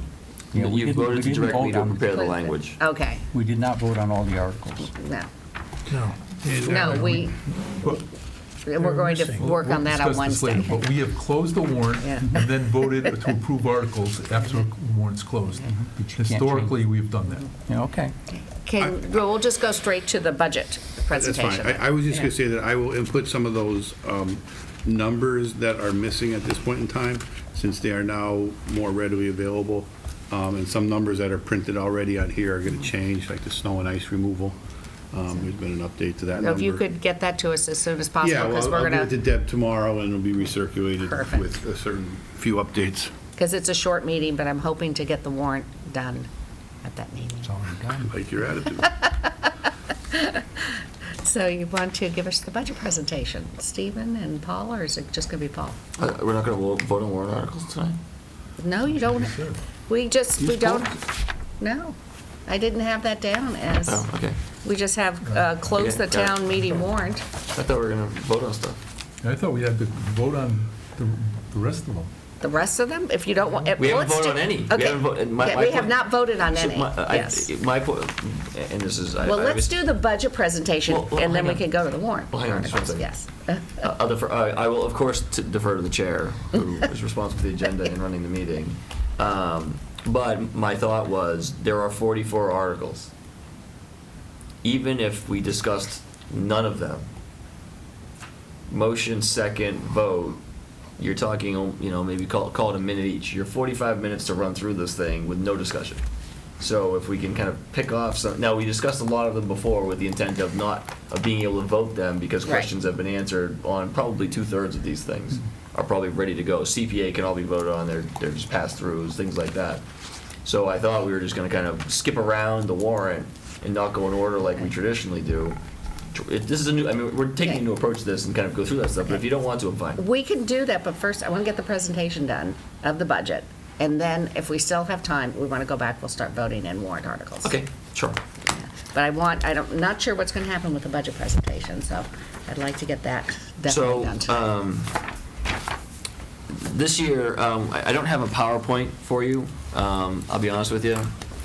We spend an awful lot of time doing that PowerPoint, and annually I receive for feedback that nobody really cares about the slides or the pie charts or anything else, Thank you. So there's two factors. One, we were working on the stuff that goes into those, 2-paragraph warrant articles, as you all know, is many, many hours of work. So between that and the fact that the numbers weren't nailed down till last Wednesday at noontime, when Cascanic Valley's meeting, as you know, was delayed by weather for a month. Paul, is it about a month? It's about a month, from February 10th until March 1st. Yeah, so that really affected, and as you further know, if Scannick Valley comes back with a number that is different than what we're carrying, it moves the needle on, we're back into line items potentially looking for savings and cuts, so we couldn't finalize until that meeting. Fortunately, they came back with what we had, so we were able to really go to print almost immediately after that. We had kind of sorted everything else out. So that's the reason why we don't have the PowerPoint. I will tell the board that if you feel strongly that there should be a PowerPoint for the public forum or for town meeting, I could produce one. I will tell you, one of our stalwart town meeting members told me last year to ditch the PowerPoint for town meeting even, but I'm kind of torn on that. I think there are going to be several PowerPoint presentations for some of these other issues, and so if people felt like the budget didn't really merit additional slides. I don't have to do it, but if you all feel like it's justified and is illustrative to the community, I will do it. Is that a question now? There's a question. Do you guys want me Okay. to do a few slides for the forum and/or town meeting? My personal opinion is it's the biggest thing we do, and it warrants half a dozen slides. What it Okay. doesn't warrant is 2 dozen slides or a dozen slides, and I think that's the difference. 6 tops. Yeah. But Pithy whether people slides. like it or not, and what feedback you get, it's the reason we go to town meeting. Got it. Is there anything people want to see on the slides, especially? Well, the school committee, when they showed their budget, I thought that was pretty direct, straightforward. I think that was a nice presentation, and it was brief. Because citizens, they want to know how things line up, and I think he did a nice job of sort of the costs, and then what are some of the reductions that took place, and so. But yeah, I agree with Mark. People want to know what's going on I in the think, budget. to me, it's To be what's transparent. new, what's added, what's dropped, and what are the big financial variances year over year. I mean, that's what people want to know, particularly when it comes to services or staffing or something like that. Okay, that's fair. And I mean, when you look at the budget message, if you read the budget message, that's in effect what the budget message is. So it's just a visual illustration of what the budget message says. Right. And Tom, I like your idea. I'll see if Marty will do the presentation for me. I get him on it. He did a good job. So, let me do just one overarching statement about the budget before I get into the message. Last year, all of you except for Bill remember last year. Last year was a tough year for the budget. There was, with the full-day kindergarten, it was really, it was a struggle right before the publishing deadline to get everything nailed down and balanced out, and the pressure to get it done yielded some, difficult choices in terms of revenues that were non-recurring that we allocated to recurring costs, and we understood that the free tuition for kindergarten was an important policy initiative for the school committee, and we were able to get that done. I think in the execution of the fiscal year, we've been able to minimize the impact of some of those decisions. We were able to fully fund the policy of the board at a subsequent town meeting. But the point of it is, last year was tough. This year, I'm pleased to report that it's the opposite. This year, the budget came together once Skinnick Valley's number was known, came together very well.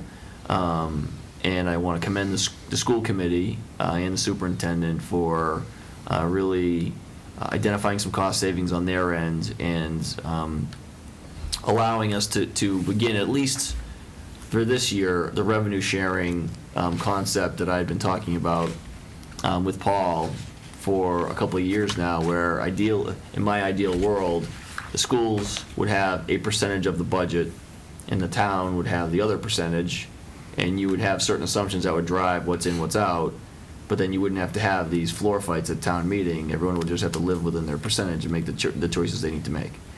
We were able to do that this year just on the additional revenue from Prop 2.5. So we didn't do it on the overall budget, but just on the money available this year.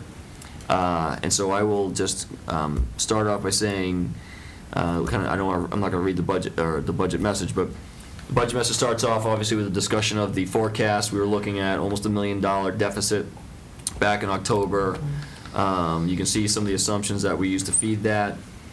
We recall the budget directive was to spend the 2.5% increase in taxation that were under Prop 2.5 that we were able to levy, and that we should identify cost reductions, and anything additional should be done in supplemental budgets.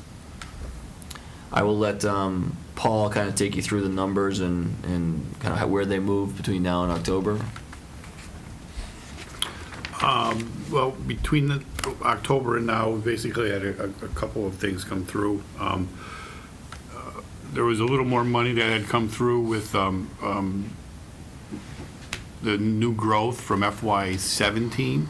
That was higher than what we knew at the time when that FY18 projection was originally done last October. So that already boosted us up slightly when it came to the anticipated property tax revenue. And then we also, that I did not have in the October presentation, was the new growth expected from the Long Meadow shops. It's estimated to be at least $75,000, so that was also put into this equation to move forward. So we started to soften the blow in that regard. Some other numbers that moved a little bit when it came to the governor's, or when it came to the state aid and/or local receipts, both of those were level funded when the projection was done in October. The governor's budget, is currently what we're using in the FY18 budget right now, had about 118,000, I believe, additional revenue for the town of Long Meadow. So that, again, helped ease the projected deficit. And when it came to local receipts, back in October, we had estimated receipts that were basically leveled at the time. You folks, the biggest change there were you folks had voted ambulance rates, an increase in ambulance rates to what was more of a geographical mid area for rates.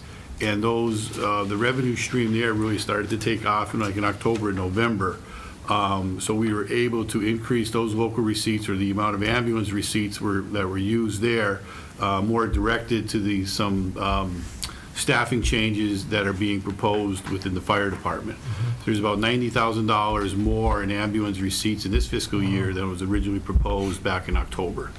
So from that standpoint, those receipts, those were the main areas of the receipts that had offset that $900,000.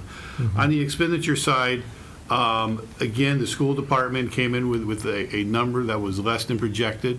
We had thought just to, what was originally projected in October was about a 3.5% increase in their salary line items alone.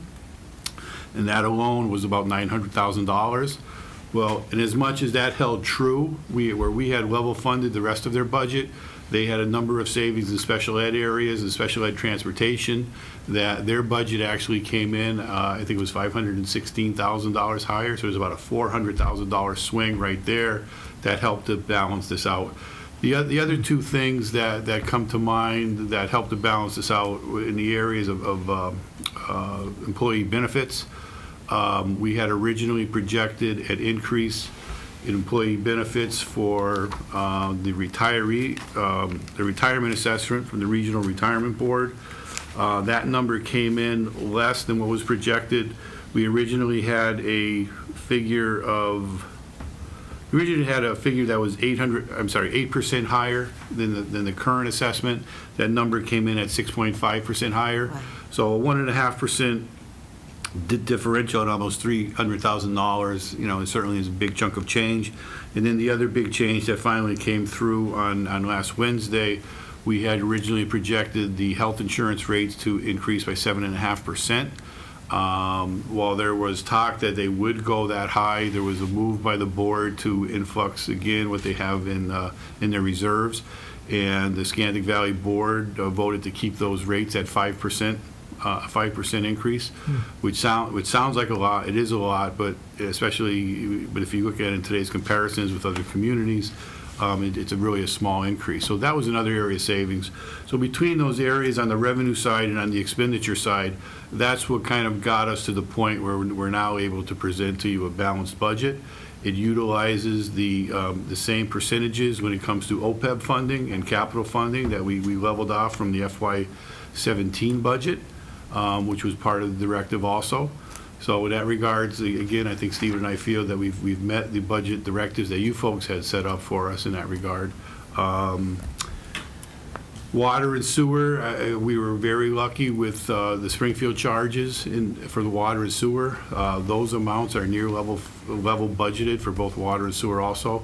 And the other thing that we were able to absorb is a potential increase in our tipping fees or disposal fees with I don't say the landfill, but our disposal costs that come through that are currently out to bid and have not been finalized. We do have a budget there that will take in a certain increase for those tipping fees. And again, I'm not quite sure when those might be finalized, but we will be able to absorb a very, let's say substantial, but about a 6 or 7% increase, and maybe even higher, 8% increase in those tipping fees. So again, altogether, balance, no use of reserves. It doesn't put any money aside for reserves to increase our reserve. At the same time, it doesn't use any reserves. So those are kind of the highlights of how we got from a $900,000 deficit in October to where we are today with a proposed balanced budget.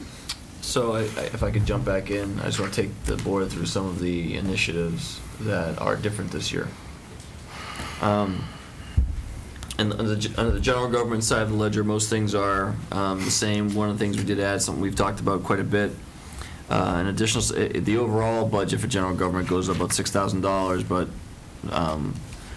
the not having the elections and not having as many election costs in this fiscal year helps reduce the overall amount, and then that enables us to fund our collective bargaining settlements. And I'm also carrying a $7,500 stipend to appoint from an internal candidate, really, to be assistant town manager and kind of create that position. The primary, and in my narrative, I talk about the big projects that we've been talking about here and the needs that are going to be kind of on our plate well beyond just the normal day-to-day running of the town. And we've talked at length about the need to have somebody be able to assist and share in some of those duties that has the capability of basically doing extra work beyond their current job. And so it really isn't a new hire, it is just giving somebody a little extra money for some more work. The other, it's not written here, but the other, for me personally, the other justification is in my annual reviews, it's been noted fairly and annually that service to the select board, including preparation of packet materials and things like that, has been something that has been one of my weaknesses, and that's 100% accurate. And it's not for a lack of willingness or desire or attention. It's just sometimes focus or time management. And so having an assistant town manager that can be in the loop on select board communications and meetings and other things will be essential to helping me make sure that I am notifying the select board of important things, following up on requests. It'll be someone who will be kind of a frontline person who can then be copied on requests from the select board and make sure they get followed through on in a timely manner. So there's the notion that we have a bunch of more major things coming down the pike potentially that we need to deal with, like I said, beyond what we're already doing. And this will also help me manage one of my deficiencies in terms of service to the board. So the next thing would be public safety. And if you recall, last year we did a position change in the police department to create a traffic sergeant, and that drove some of the increase for the police department. This year it's the fire department's turn. We want to create the change, really upgrade a existing captain position to a deputy chief. So it's a elevation of an existing position, and then add 2 firefighter EMTs. These, as you can see by the dates, these are kind of staggered implementation dates. And the reason why they're staggering them is to make sure that the growth in revenue, mostly from running the second ambulance, can offset the vast majority of the cost to add these employees from a payroll standpoint. We've talked a lot about how we're an aging population. If you look at the fire department's run numbers, they continue to increase every year, especially in the ambulance. The ambulance service is one of our critical services that we provide, and it is really driven in many ways by our aging population. And to be able to meet those needs now and in the future, as well as make sure our workforce for the fire department stays, healthy and able to meet their duties, because we burn through a lot of overtime because we have a small number of firefighters answering a large number of calls. Eventually, that takes a toll with workplace injuries and things like that. Adding a couple of extra hands on deck will help alleviate some of that. Like I said, it will be largely offset by ambulance revenue. The other thing is the increased positions will also help us upgrade our fire protection and inspection duties that we really, I'll say don't do a good job of, but we certainly don't do as comprehensive a job as we should be. And I know people may want to hear this, but there is a fee associated for each fire inspection, and so that's an additional revenue source for us. But there is a really need to get out there and do more inspections. So that's the big item driving the public safety increase in costs. Planning and community development, the budget actually decreases, and for reasons that, there's some part-time temporary services that we don't need to avail ourselves anymore of. And, our both employees are at the top grades, so the shortened payroll year makes a meaningful impact on that percentage. As noted, the schools, we were able to fully fund the schools' requests, and their request matches what would be a pro rata share of the budget under the revenue sharing plan. Public Works, it's a decrease for the Department of Public Works of about $14,000, or about 0.4%. We are fully funding our obligations and maintaining level services.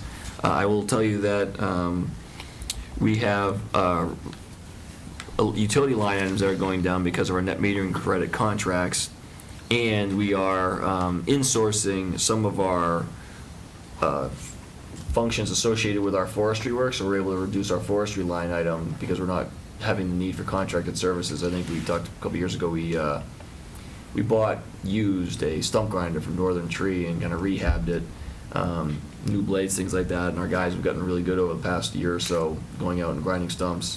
We also planted internally, I think, 130-something trees. I don't know if you remember that from the DPW report last fall.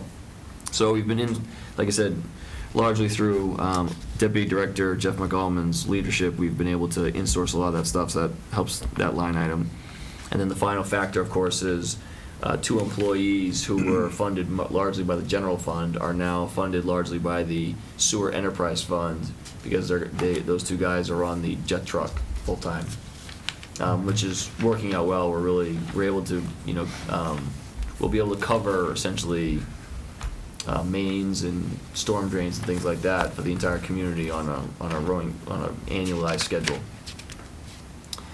Community services, again, that's an increase of about almost 3.5%. That's really driven in large part by the benefits that the town has to pay a share of to veterans, and that is a direct result of Director of Veteran Services Jesus Pereira's work with increased outreach and case management. So that's a good increase, if you will. Veterans of our community are now being connected with the benefits they've earned.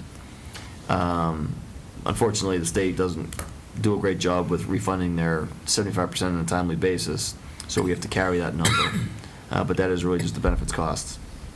And then the salaries for daycare are up $10,000, largely due to increased enrollment, and we did slightly increase wages at the daycare because turnover and retention and really attraction of employees was becoming a serious problem.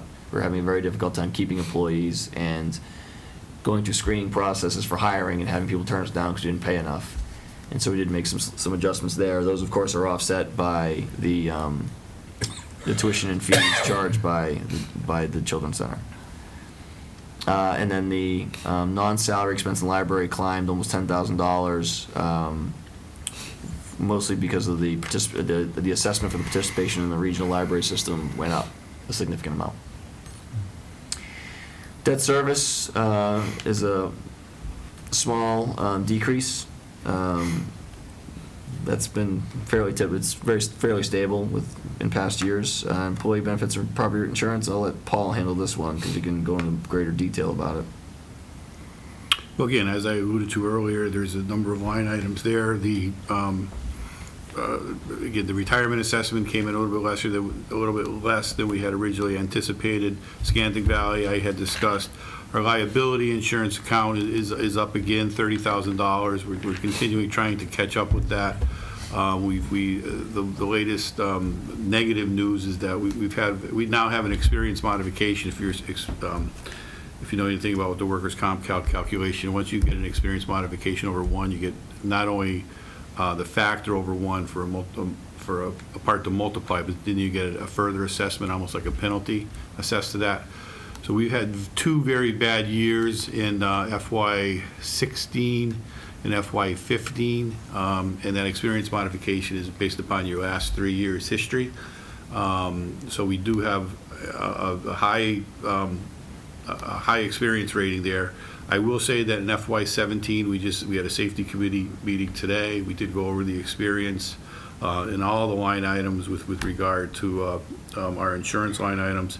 And the workers' comp is one that is down remarkably a pretty decent amount that it may kick in or help the experience modification get below 1 in FY18, but then again, it may take to FY19. But anyway, we're still behind in that regard. If you look at, if I gave you the expense ledger today, you would see that we're $30,000 in the hole in that line item right now. We still have to make some assessments to the other departments, but it's just one area that we've always been behind in the budget. Historically, we've been able to cover that deficit with lower than anticipated unemployment costs. So I'm anticipating the same this year, that even though we have a deficit in the account of $30,000, it'll be covered by lower than anticipated unemployment costs. So those are the main items. With the collective bargaining agreement signed, the Medicare, our 1.45% Medicare match is always going to go up by 3 or 4% because of the collective bargaining agreement. It's just a function of that. I think the other line items are fairly insignificant when it comes to increases or decreases. I think there might be some small decreases in the life insurance line item, only because the people taking advantage of that. It's only a $2,000 policy. Number of employees and retirees taking advantage of that as well. And I think that's it. The OPEB line item, our contribution to the trust fund, that amount again is up slightly, only to maintain that 0.75% of property tax revenues again with the policies of the select board. So that's right in line with the policies, and that did increase ever so slightly with the increase in the property taxes. So moving into capital, we talked a lot about capital a couple weeks ago. The percentage is the FY17 percentage, because we did get a little bit of extra capital money in the October special town meeting. And we talked about funding the plan about $1.675 million. You guys, the list was presented by the capital planning committee with their recommendations.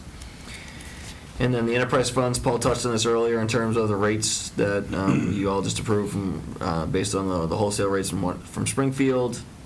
We talked about the jet truck operators being an increase in the sewer service or sewer enterprise fund. So that's, those numbers are known. We do have the available balances. You can see free cash is about $587,000. That obviously is going to change once we start approving warrant articles, or if warrant articles are approved at town meeting. Almost $3 million in our operational stabilization fund. Capital stabilization has about $129,000. Water retained earnings at $592,000. Sewer retained earnings at $633,000. Solid waste recycling about $30,000. Ambulance reserve about $33,000. So all in all, the general fund budget is a 2.3% increase over FY17. The all funds operating budget is a 1.96% increase over the FY17 operating budget. Once you guys are up the final budget, we will be able to again pull together that presentation for both the town meeting forum or the community forum and town meeting. You have the master sources and uses as well as all of the department line items attached. So I guess I will open up to questions. Any questions? Mark? Somebody else is all right. Stephen, I just start at the beginning, I guess, here. My first question is about your comments about the appointment of assistant town manager. Mm-hmm. You said it would be somebody internally, and it's going to come off wrong, but I don't have better words for it. And that is, we're going to take somebody and assign them more jobs. Is that assuming, the comes off sounding like, well, they don't have a full-time job right now, and they can take this on. And generally, you know, I look at more money is more responsibility, not necessarily you're gonna work more hours. I mean, everybody we have is working full-time, I think, you know, to that extent. So I guess I'm not questioning your rationale or reasoning behind doing it. I guess it's just the way we're doing this, of taking somebody and adding a stipend, saying, well, you're not, you know, you've got the capacity to do more work, and I guess that concerns me. I don't know if they've got any comments about that. I tried to choose my words carefully there, Mark, because I even when I was thinking about how to address this, it was, you know, how do you make it sound like someone's got some extra time, a full-time employee has some extra time on their hands, so we're filling it and giving them more money. Naturally, that would be the first thing I would think. But it really is, you know, identifying someone who has not only who has the capacity, who can do the work, who has the ability to do the work, but it really is significant additional duties beyond their full-time job, which is a full-time job. Because like you said, it's obviously going to be someone from at or near the department head level, and I know all those people work beyond full-time. But the short of it is, this may be a temporary appointment. It may be just over the next couple of years while we're going through these significant, you know, projects that we're presenting. But again, I also think there's also I have found that I've become sometimes a bottleneck on issues because there are certain things I have to be a part of. I can't delegate certain tasks, and then a lot of other things pile up. And I need somebody that I can rely on, who beyond their current work can just pick things up, and they are going to have to work more hours, and they are going to have to do more and take on additional duties. And that's why, you know, it's a fundamental part of our compensation program that when people work out of grade, they get additional compensation for that. I think it's probably a Fair Labor Standards Act requirement at times for certain things too. So it's probably the best $7,500 I'll spend all year. Okay, yeah, that's fine. I'd just like to move on. It is a completely fair point. Fine. Completely fair point. I just wanted to hear a little bit more about it. My next question was about public safety and the change in the fire department. And one of the things that we had been told as part of the added revenue was added revenue because the ambulance fees are you know, the fees are up and the revenue's up, and that was going to lead to more revenue. But it seems like we're just using that more revenue to pay for more firefighters or EMTs. So really, that if that, or maybe not all of that revenue is going to those EMTs, but I'd love to better understand the balance there, because the revenue doesn't show up in the line item where the expenses shows up, and sometimes it's tough to understand how profitable, pardon the expression, for a municipality, our ambulance service is to in fact pay for 2 more EMTs and yet support the budget. Well, before we get into the numbers, 2 things. First, the department heads are going to be at the meeting on the 13th, both at 6 o'clock, so you can certainly ask questions of them directly, and if members of the public show up and have questions of the departments, they'd be prepared to answer that, and they'll stay after the public forum to answer additional questions. So you'll be able to talk to the fire chief about that directly. Before we talk about the numbers, and I'm going to defer to him, because he and Chief Dearborn worked out the math. Where I was compelled to include this in the town manager's budget was ability to provide a level of service that is increasing. And we have had recent issues of injured on duty status, firefighters missing long stretches, and I'm not saying it's directly connected to this, but it's a physical workload, especially when you're doing ambulance calls. And we've had to call people back on overtime. There's only 5 guys on shift, and if 2 of them are in, you know, the hospital, and we get a series of calls, we're relying on mutual aid that throws down the timing of responsiveness. I truly believe there is a service need that is going to, the quality of our service is going to decline if we don't address this growing need now. And so that's the key. So before the numbers, it is a service level thing first and foremost. Fine, and let me just respond, is that, if you recall, because I said it in open meeting, with the number of accident, illness, outages we've had, I was the one who said maybe we need to be hiring people just to, Yeah. overcome the overtime. So I'm not arguing that point. I think that we've proven that. I think that what we need to understand a little bit is, when we work on a shift basis and 2 people on an ambulance, how 2 people added to the department help alleviate that in any way, shape, or form. And maybe that's a discussion I need to have with the fire chief, because, because I can understand saying, look, we're going to add another ambulance to each shift. That's a whole lot different argument than 2 people to the department that's split over 4 different shifts. Anyway, that's kind of response, but I'm still looking for numbers. Right, I can give you some numbers. One other just response to something you said about, the profitability. It's very hard to determine what the profitability is, because it's hard to separate, exactly if they're on, the ambulance costs exactly versus the fire costs. I mean, certainly some of them are easily identified with the stipends that they get in that fashion, but again, it's not completely 100% cut and dry. With regard to the numbers, Mark, again, I had said the revenue started to take off about 3 or 4 months into the fiscal year. Right now, we are at the end of February, I should say, which is close enough to right now almost. We are $90,000 greater in our revenues than we were at this time a year ago. So I'm anticipating by the time that the year end is closing, we should probably be close to about $150,000 more than what we originally budgeted. We originally budgeted $555,000 to offset the cost within the fire and ambulance services. Again, we'll probably be about 150. We'll probably hit the 700,000 mark. We'll be 145 greater, 150 greater. So. And the other concern was, and I know you had asked a question, we were spending money in the fall for some ambulance. Are we going to have enough money to replace the ambulance in a timely manner? Well, all that $145,000, $150,000 that is excess this year will go directly into the ambulance fund. Then any excess of the appropriations they will share in there. So I'm confident by the end of this fiscal year, we'll have about $175,000, $180,000 that will be in the ambulance fund. And if we project a year forward, we've bumped up the revenue next year, the revenue estimate to $645,000.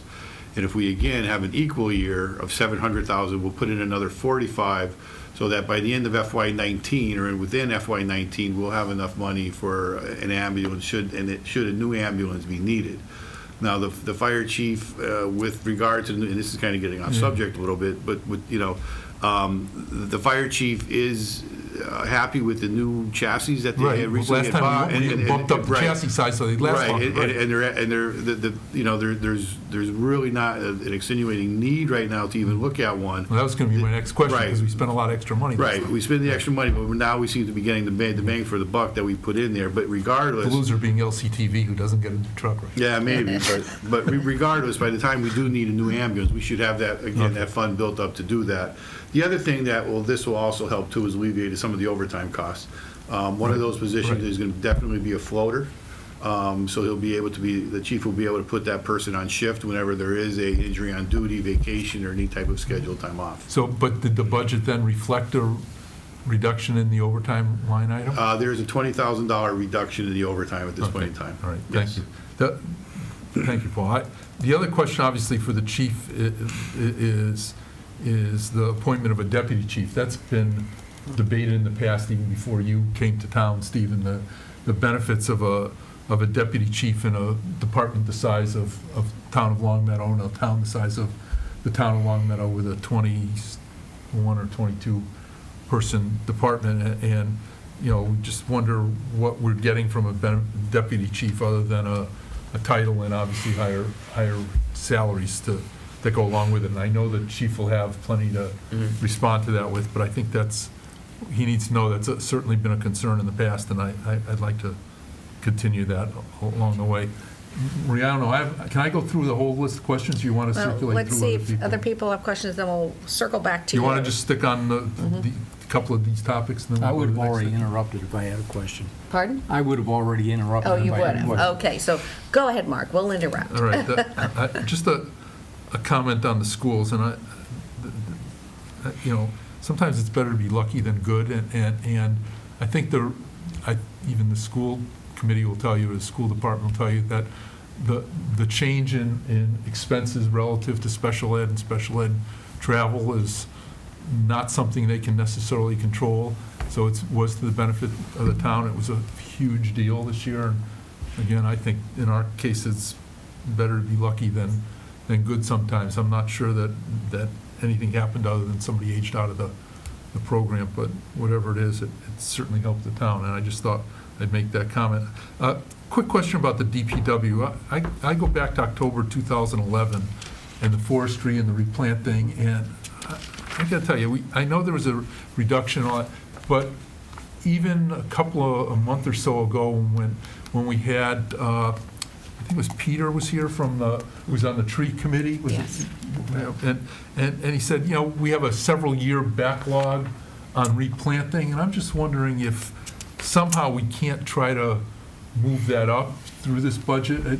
Well, he did increase the line item for planting. I was pleased to see that. Yeah. Right, but if you recall, Marie, in 2011, or shortly after that, we really increased that Yeah. line item, and nothing happened because we didn't have the resources to do anything. Well, we weren't measuring it either. We just sort of threw Right. money in there. We never knew what But was nothing- planted. I think nothing was planted, it just moved elsewhere in the budget. But just a comment about the replanting and reforestry, because I know there's still, and even Peter Bouvier commented on it, there's still sections of town of the tree belts that can really use it, so I'd like to see that. The other comment that concerns me continues to be one of the comments about the library, and I know we can't do a whole lot about it, but I personally draw an analogy, and it's probably a terrible one, between what Philoka does for the adult center and what the Friends of Stores Library should do for the library, and somehow, I don't know that, there's any, I guess my problem is I don't know what the Stores Library Board does, with the money that people like me give them every year, and I don't know, because, and that concerns me that, we as a town end up absorbing all the parts of it, and I go back to when the library wasn't part of the town, and when the town accepted the library, there is Agreement. there's an agreement, and it's not being looked at, as far as I know. Well, it's out of date. The agreement is. Well, the agreement is based on our prior town pre-charter, structure, but nevertheless, that agreement's not, we're not asking anybody to look at it. And I Well, don't know we actually have, and it's taken longer than I thought, but so Okay. we are actually looking at it. Well, But let me say good. this, though, about the library contribution. I believe the board does contribute funds annually to the library, and it's for a specific thing. I think it's for, I don't know if it's periodical subscriptions or purchasing, new printed materials, but they definitely have a contribution they make. I don't know if that was in Karen's submission, I can't remember off the top of my head, but they definitely contribute. They've also donated in other ways that I think they are an active participant in things, and I think they vote and they define it in a pretty specific way, unlike perhaps other Friends organizations. Okay. So I think that they help us. The big thing is we get the waiver from the state every year Yeah. because we do not meet our minimum contribution even with donations. And so that's a key thing for us to continue to be able to part of the CW Mars system. If we lose our waiver, basically the collection, both physical and virtual, is almost limitless with CW Mars. If we don't meet our state, if we don't get the waiver, we don't meet our state mandated contribution, then we're just limited to what we have in the building. And I think There's that's about an $18,000 check that comes with that waiver, too. Yeah, that's right.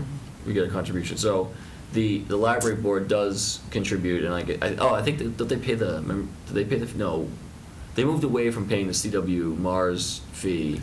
The board was picking it up for a few years going Right. back, yes. Yeah, but they definitely, the library, and Karen will be able to get, I think I have it in the budget, in her budget submission, but she can talk about that, but they definitely contribute. I think it's purchasing printed materials and periodicals. Okay. And I think this is the first year I've seen the library budget go up. I mean, every year we've been keeping them level. and it's nice to see us make that contribution. I wouldn't say it's level. They've gone up by a small percentage, just like most departments have. And the library waiver is based upon equal treatment of the library.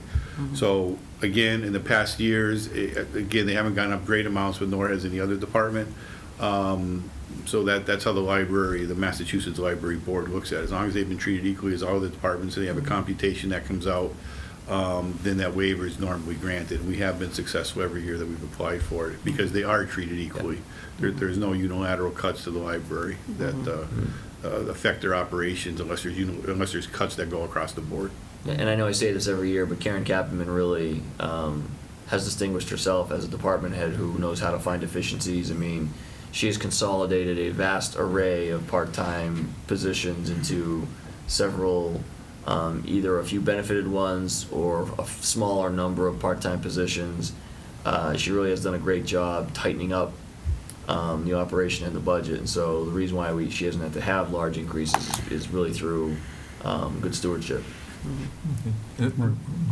Richard? You also have a massive amount of volunteers in your library. Oh, yeah. It's massive. Yeah, I mean, I think that's I thank you for saying that, because the other part of it is we do enjoy the benefit of having a great number of volunteers. I think because of Karen and her team have created an atmosphere that people really want to be a part of. And the other thing is her budget has gone up a small amount, but if you've been reading, she has added programs each and every year for almost no impact on the budget this year. Last year was the bike book. She's done expanded hours and children's programs and all this other stuff without increasing the budget. So we have definitely gotten more for the same or less from the library. The other, I was just, before I make a comment about the enterprise funds, every year, for the last few years this has come up, and it's police vehicles, and I noted that you've apparently made a modification from the department recommended budget.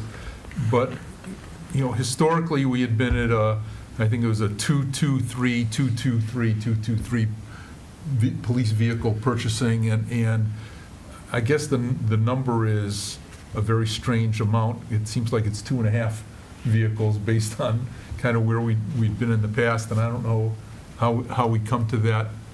It's 2 vehicles fully funded.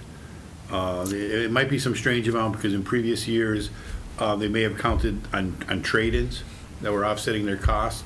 Okay. What we do on an individual basis is we look at, can we get more bang for our buck by trading it into the dealership, or can we get more bang from our buck by selling it outright? So we fully fund 2 fully equipped vehicles in the budget, and then we make that decision on the salvage value, let's say, of the one that's coming offline. Okay, and I presume that there was and I've seen it in the past, didn't see it this year, the fleet, how many hundreds of thousands of miles are on the vehicles He's we're got a taking out. report. I'll tell you, we did 0 cars 2 years ago, and threw us off cycle. He'll have 4 cars with north of 130,000 miles on the road, and we've talked at length about what's the right number of miles to get out of a vehicle. I think it's relatively new territory when we transition from the Crown Vics to the Ford Explorers. So I can't promise you that we won't be looking at a mid-year need for an appropriation in the fall or something like that if we have failure. But we are going to try and experiment and see if we can wring more life out of the cars we have, because they're a different type of breed than we're used to. But if that doesn't work, we don't want to compromise our ability to respond to the safety needs of the community. So, I think that's something that the chief is concerned about. Richard? I was just puzzled. You said 0. I thought we bought a vehicle last year, Stephen. No, I think it was 2 or 3 years ago. 2 or 3 years ago. Okay, you said we did last 0. year, because I know we I bought think we did 2 vehicles. vehicles last year. Yeah. Yeah, well, there's 2, I can tell just by looking at the trend here. Right. We did 0 in FY16, we budgeted for 2 in 17. Line 190, Yeah. But didn't we go back and buy one, though, 193. at the end of 16, though? No, we may have done that in a previous year before that. I think certainly when Mr. Santinola was on the board, because he raised issue with that. That might have been done in like maybe 14. Yeah, I thought it was very recent, Paul. No, well, again, it looks like we spent $35,000 in FY '15, so that would be one vehicle fully equipped. Zero was expended in FY '16, so there was nothing there. In FY '17, we have a budget of $70,000 for basically 2 vehicles. There were times where I think in at the end of FY '16, or sorry, the end of FY '15, we bought a vehicle, but it was at the end of it was funded in FY '15, they just bought it at the end of the year. Okay, that may be the one I'm thinking Yeah, of. so it Steve. looked like it was another fiscal year, it just showed up at the end of the fiscal year. They waited till the end of the year. It may to have order been budgeted at 0, and we, Right. I know there was. That's what I thought. That was the Right, year it was- that we did that, Paul, Right, at the end of the year. right. At the end of the year, we had excess funds, Right. they needed a vehicle, and we took it with internal funds that were already I thought we appropriated. did squeak one in. We did that Yeah. not too long ago, yes, we did. But it wasn't programmed originally. It was not programmed, Right, and I'd okay. have to go back to the original budgets. They don't show on these printouts, they only show what was expended. So can I just ask a question now about the water retained earnings fund based on the number that's in here, but more importantly, Stephen, the memo that we got today and what looks like a warrant article about the water retained earnings fund, so I can better understand what we have. Right now, we have, I mean, this says that as of February 28th, there was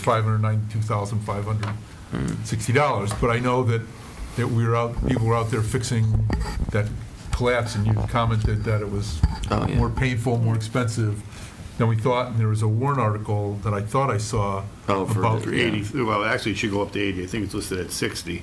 But with the recent round that we had to go out last Thursday or Friday, Mario wants it bumped up to 80. So I guess the question is, Where do we stand? well, I guess, but more importantly, how much did that repair cost us? Or are we anticipating that repair costing us? Again, in total, from fixing the pipe and having to go on to 91 twice, we're looking at an expense total for those 2 incidents of close to $80,000.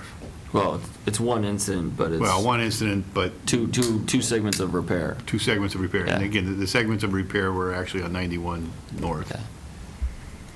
Was that contractual services in there too?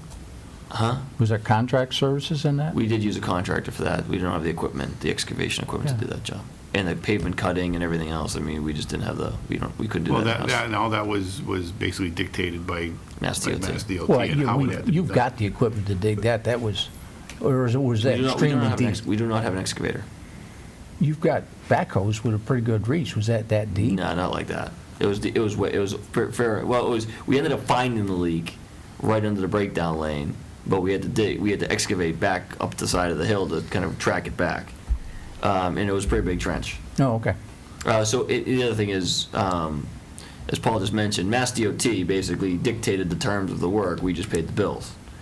For example, it was $2,500 a day to have the cone Well, you had the flaggers. and the flaggers and the traffic safety people out there. They shut us down at 1:30 when we were probably within 2 hours of finishing the job because of traffic. So that was another, 2,500 plus. But you had a to the lane job. closed, so didn't you? And we had lane closures and things like that. It was, I'll be honest with you, that's not an easy job. I don't know, most local directors of public works and water superintendents aren't out on an interstate trying to figure out a water main leak. And I really, that was a stressful job for Pete and Mario, and I really commend them for not losing their handle on that work. They found the leak, they got a contractor out there, they worked with Mass DOT, and they really did that as efficiently as they possibly can. That was not an easy thing for them to do. I don't know if we've talked to Maya about a potential claim as well. Yeah. I mean, we talked to Maya again during that safety committee meeting about that. It's a little ambiguous.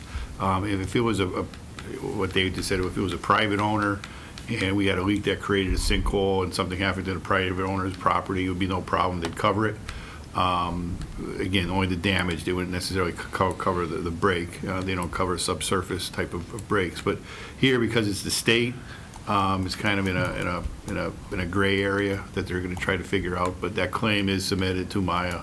And again, we're probably talking about $25,000, which would be covered by them, which would basically be the work that had to be done on I-91. They will not take care of the break, the water main break. That's going to be on our dime.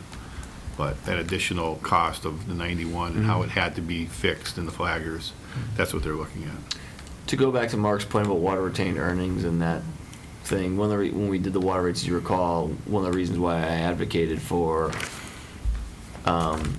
increasing the water retained earnings beyond an amount that we would normally do is we've been in these capital planning meetings with the Springfield Water and Sewer Commission, and they have major improvements that, and I don't know what happened for this next year, but they are in the process of designing another river crossing and upgrades to Bondi's Island that are definitely going to affect our rates in the near future.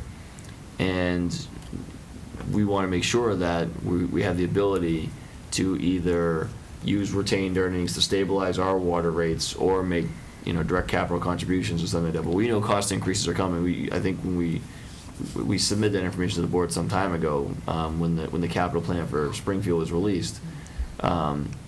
So we know it's coming, it just didn't land this year, and that's one of the reasons why I said, contribute to the retained earnings, so when it does arrive, we have some flexibility.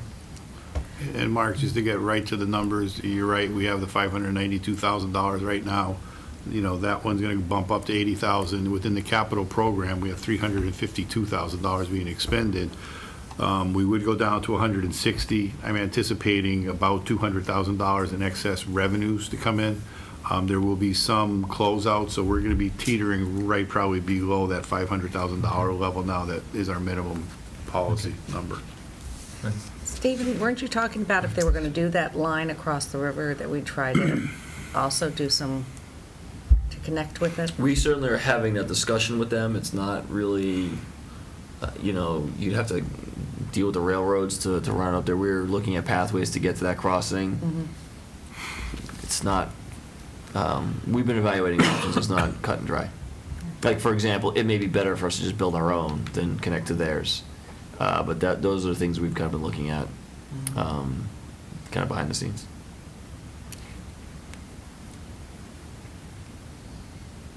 Any other questions?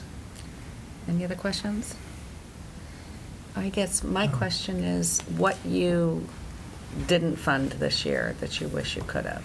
Like we talked last time. I know that you did increase the COA budget more than was requested, but it doesn't look like there's any new programs that you added in, like we had talked about breakfast and things like that. Are there other departments that you really held back on that are looking to expand? No, I wouldn't say that. I mean, I think the COA budget, we're going to transition again there. So, I think and that's the thing about the showers and the new place. I mean, it's still going to be a 9 to 3 building. Mm-hmm. I think the facility would be a great addition, but that doesn't necessarily translate into an operating budget expansion. Mm-hmm. So I think that's the key thing to bear in mind. Basically, we can't do everything we want to do in a given year. Mm-hmm. And so there are times where one department's needs just, in that given year make a compelling argument ahead of the other departments. Mm-hmm. Last year, the argument for a traffic sergeant, in light of everything we were doing in regards to traffic, made sense. So the police department was the beneficiary of that last year. This year, we actually started the conversation about the fire department, as you noted, Mark, last year. This year, that was the fire department.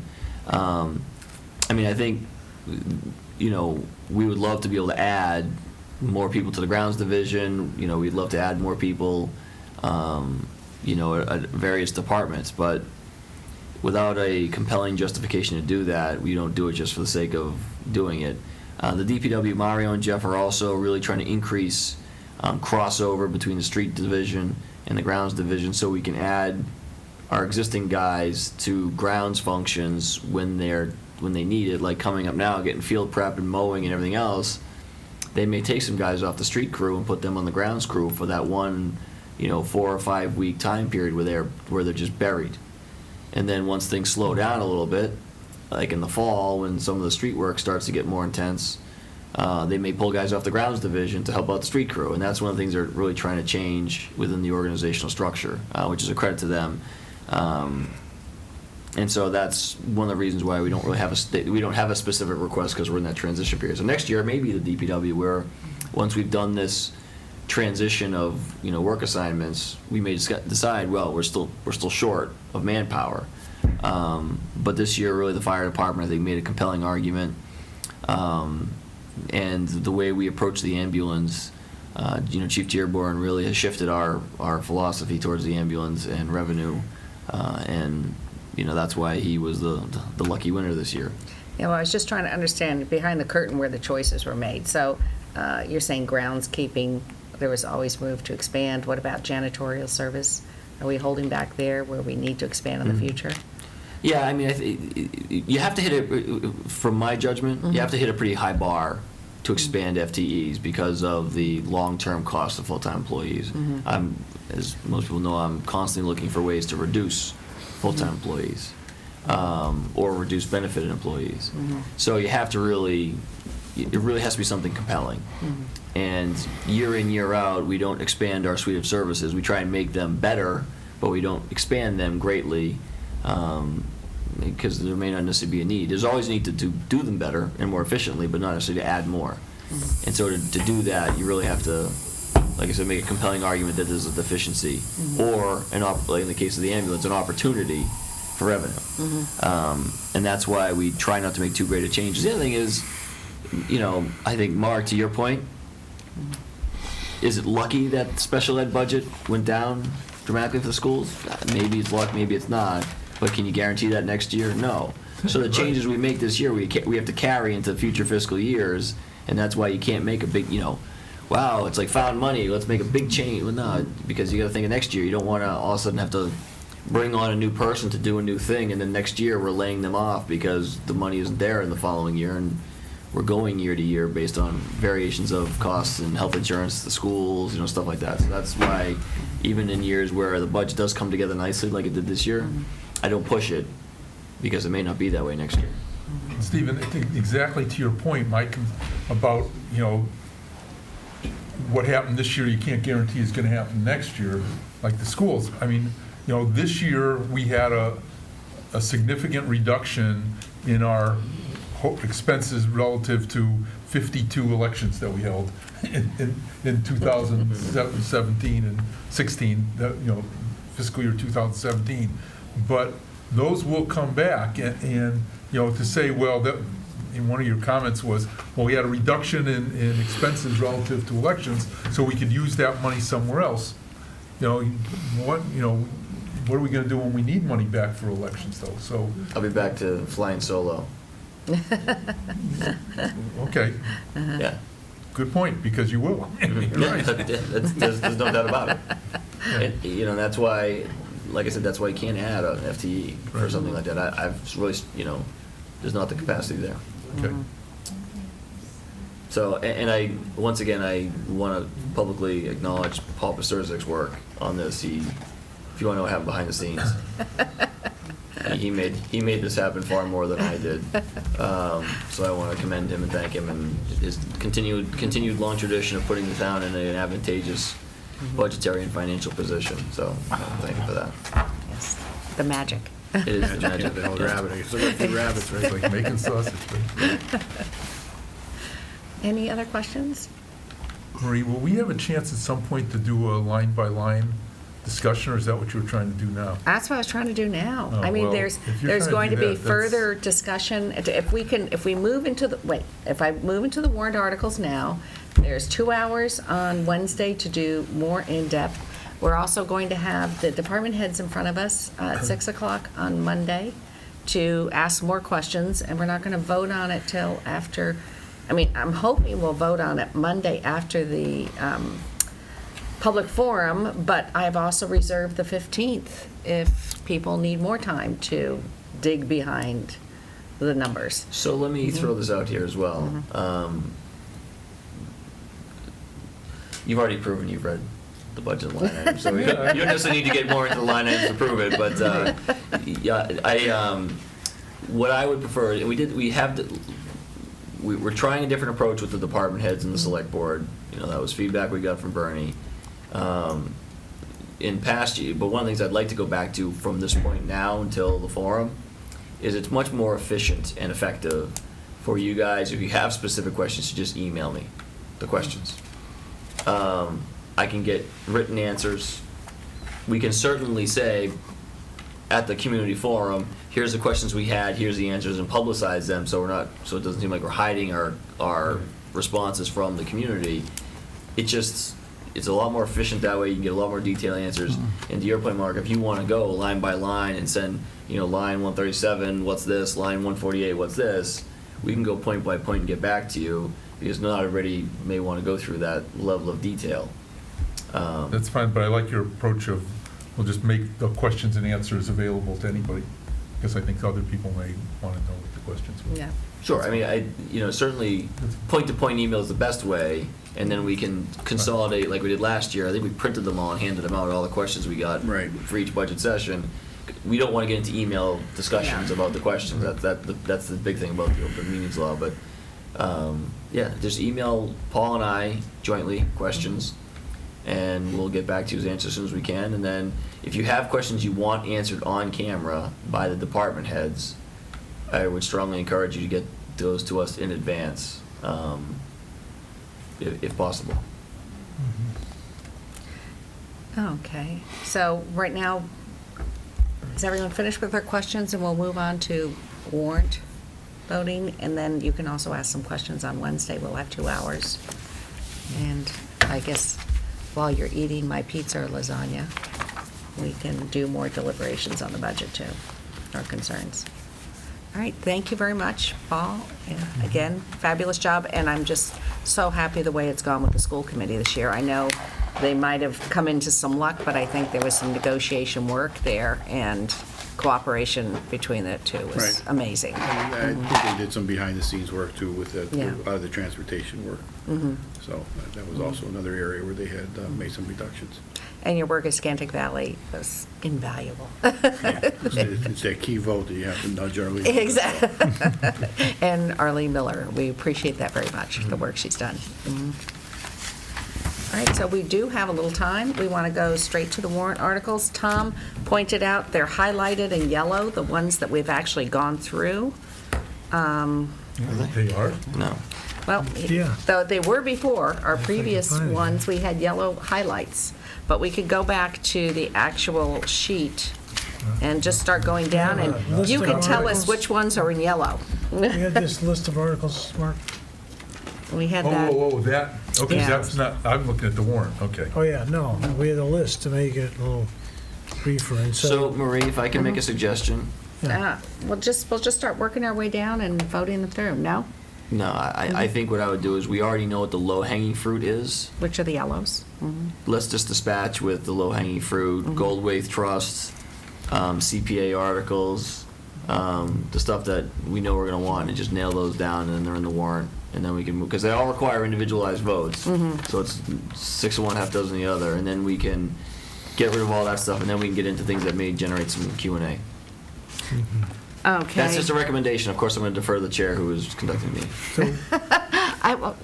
so we didn't vote these in? We went through them, discussed them, so that we can go through and just start voting them in batches. Okay. Or we can And- go, I suppose you can go one by one. Yeah. I don't And remember any discussion. you weren't here. Again, it was a meeting you missed. You weren't here No. for the discussion on capital, for You- sure. Yeah, we did all, you see the highlighted one? That was the I've meeting seen you the missed. highlighted one, yeah. Yeah. You were on vacation that week. No, I wasn't. Yes, you were. That one we talked Yes, you You don't were. even You remember? you guys never accomplish that much in one Oh, meeting. we did. Yeah. We actually It was did. not long. Now, unfortunately, all of a sudden, I can't seem to It was download. one week you missed.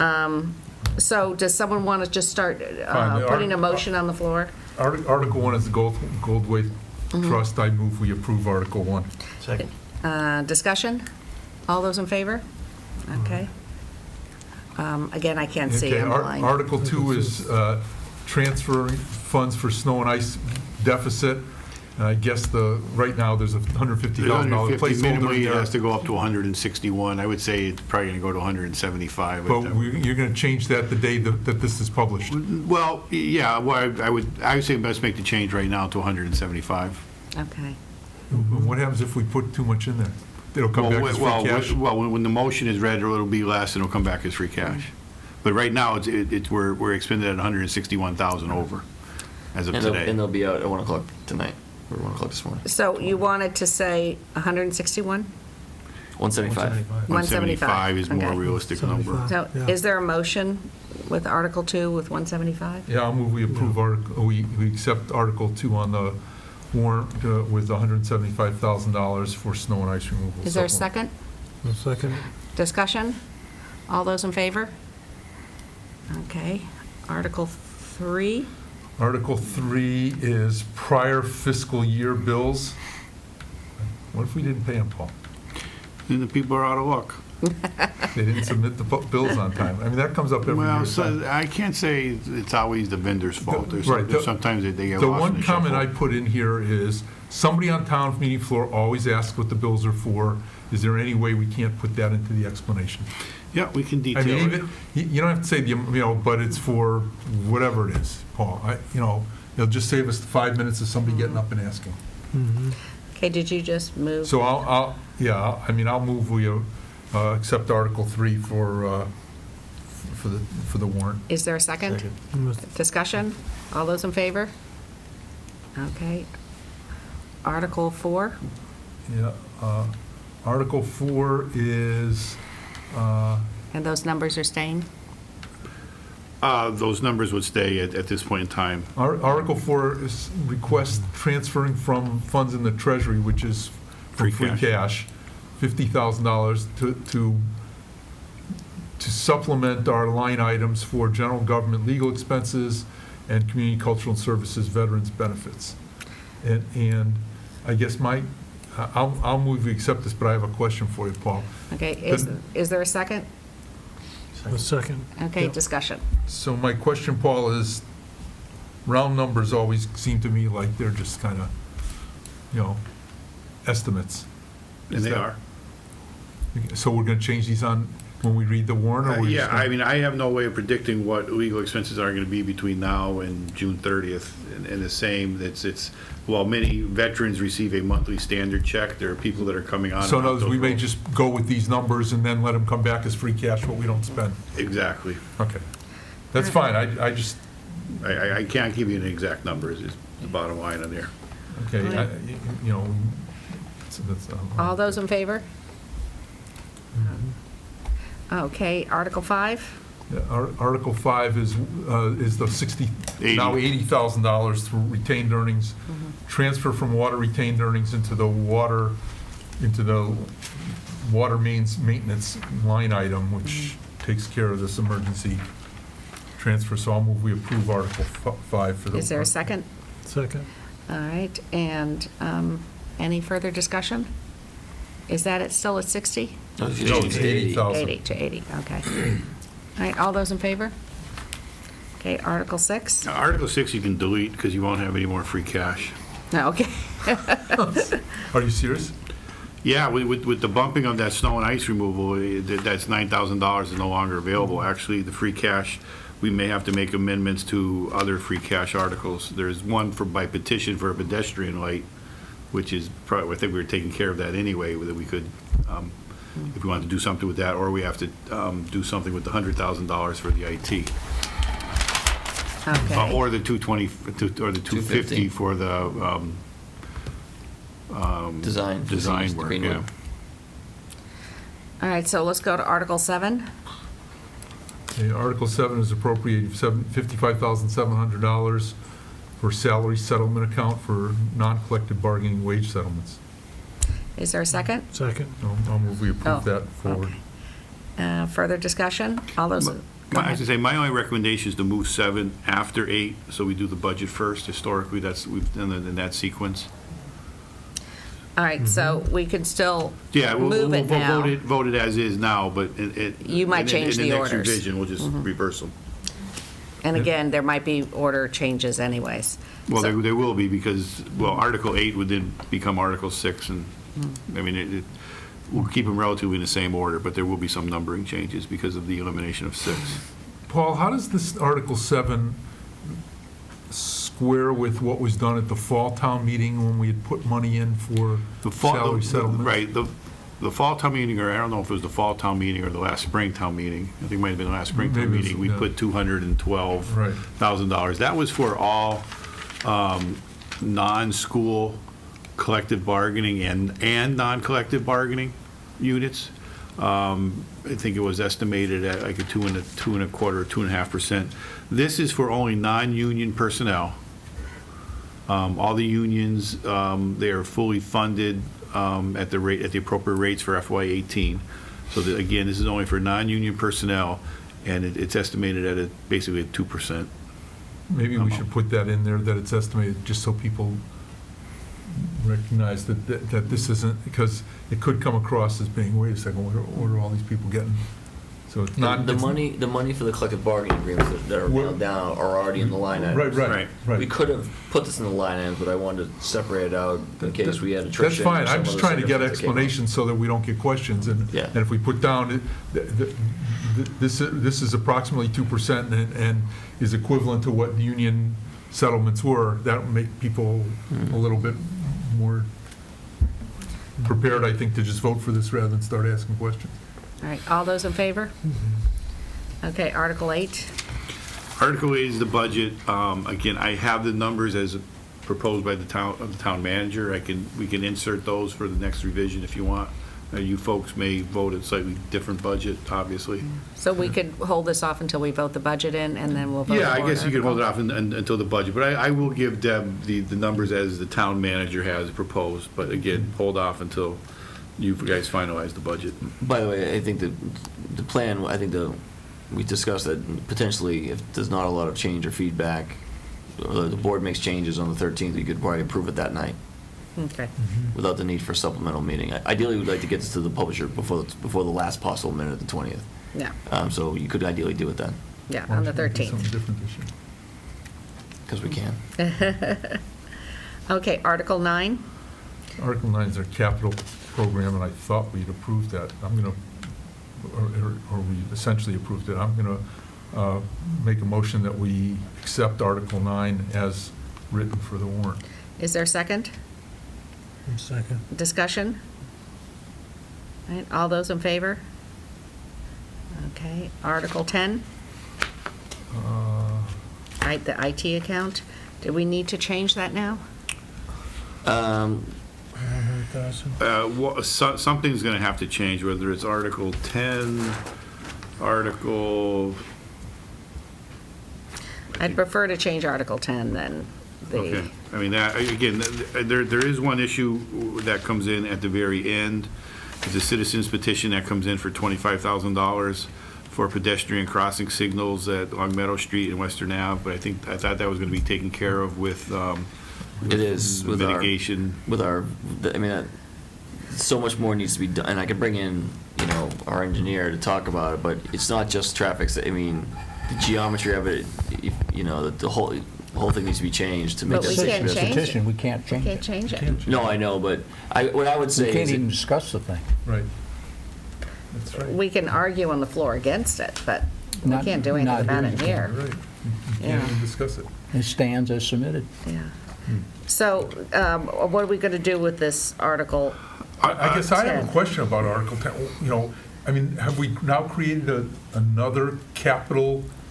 And I read it, just so people at home know what we're saying. It's vote to transfer $100,000 for the purposes of funding an IT capital account. So this is another capital fund. We now will have, well, that's what it Well, says, so for the let me- creation of creating an IT capital account. well, it really is a IT, financing account. IT things by their very nature on an individual unit isn't a capital item. And so but collectively, it's a large scale thing. I'm not arguing with you, So Stephen, but this basically, is an we IT talked about this fund. last meeting, it's clear now that this 4-year lease or 5-year lease that the schools did and that's coming out, that we're coming out of, we need to kind of change our approach on it. And so, we had a very productive dialogue with the school district the school administration about using this really as a restarter for looking at the entire arrangement on IT with the MOU and the service level agreement and everything else. But the short of it is, we think we've identified a 4-year funding plan, annually recurring 4-year funding plan to meet the needs of IT in the future in a way that doesn't make it so you're looking at $1.2 million in 1 year, which would be about, as we see, a snapshot for this year, it's about $1.2 million to replace all of our town and school equipment. And so we're looking at a way to minimize the impact on that. If we were able to generate the 300 this year from this allocation and some funds from potentially from the schools, that would be basically the first year of funding for the plan. We will, over the course, I mean, there needs to be funds spent this year anyway. The schools have to get new equipment. But in terms of how the policy be written and what it would cover, we're going to work on that. But this is the year one of the funding. So that is essentially, the better analogy is the fire truck fund,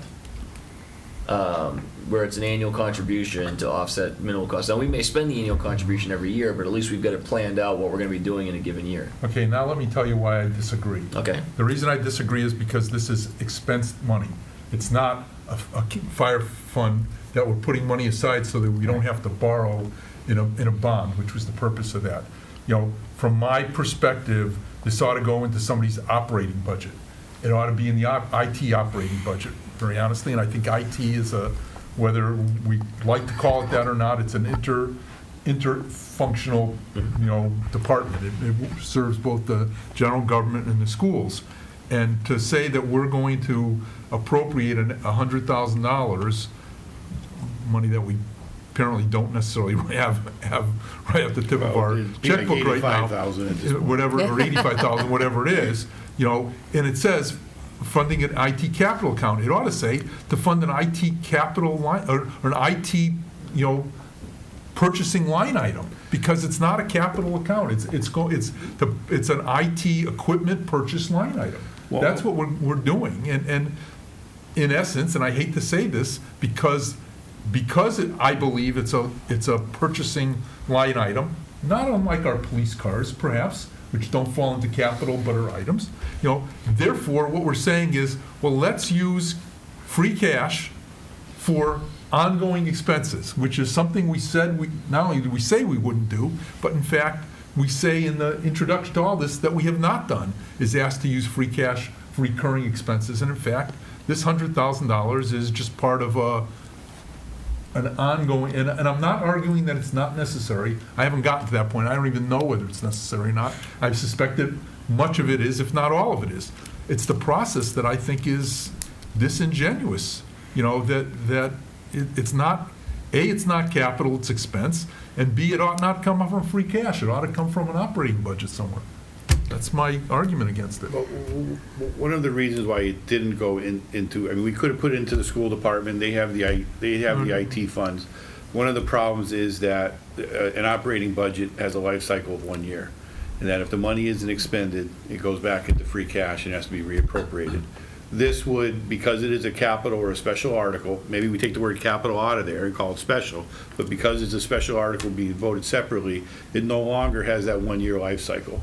If this money is not expended in 1 year, it is carried forward until it is expended. So that was some of the argument about creating a different type of funding mechanism or a different type of article. But does the town have to create the fund to fund this, just like we've created all the other stabilization or enterprise funds? 'Cause Maybe it's bad wording, Mark, but again, we're going to have to create an account. Well, you can create an account in But the books, but it has to be a special article. right, so we have to create an enterprise fund almost for IT. Well, it's not an enterprise fund, but we'd have to create a special article so we don't have that 1 year life cycle that an operating budget has. So I think if I can go back into the nitty-gritty on this, I don't want to spend too long on it, but basically, Mark, the schools already have in their budget, I think $100 and something thousand built in for For the lease. of $400,000 worth of equipment. The trouble is, and the reason why I wanted to get the start as year one, is we know that there's going to be greater needs coming forward. In 1 year, the need may be $150. In another year, it may be $450. And as we've just talked about at length during the, well, not length, but several times in the budget discussion, those kind of fluctuations can be ruinous for the operating budget. And that's one of the reasons why we wanted to set up this, not a capital account, you're 100% right, but whatever we want to call it, this account that has, we can level off the contributions so they're more predictable in the operating budget, and maybe it's like a percentage of the general fund or whatever.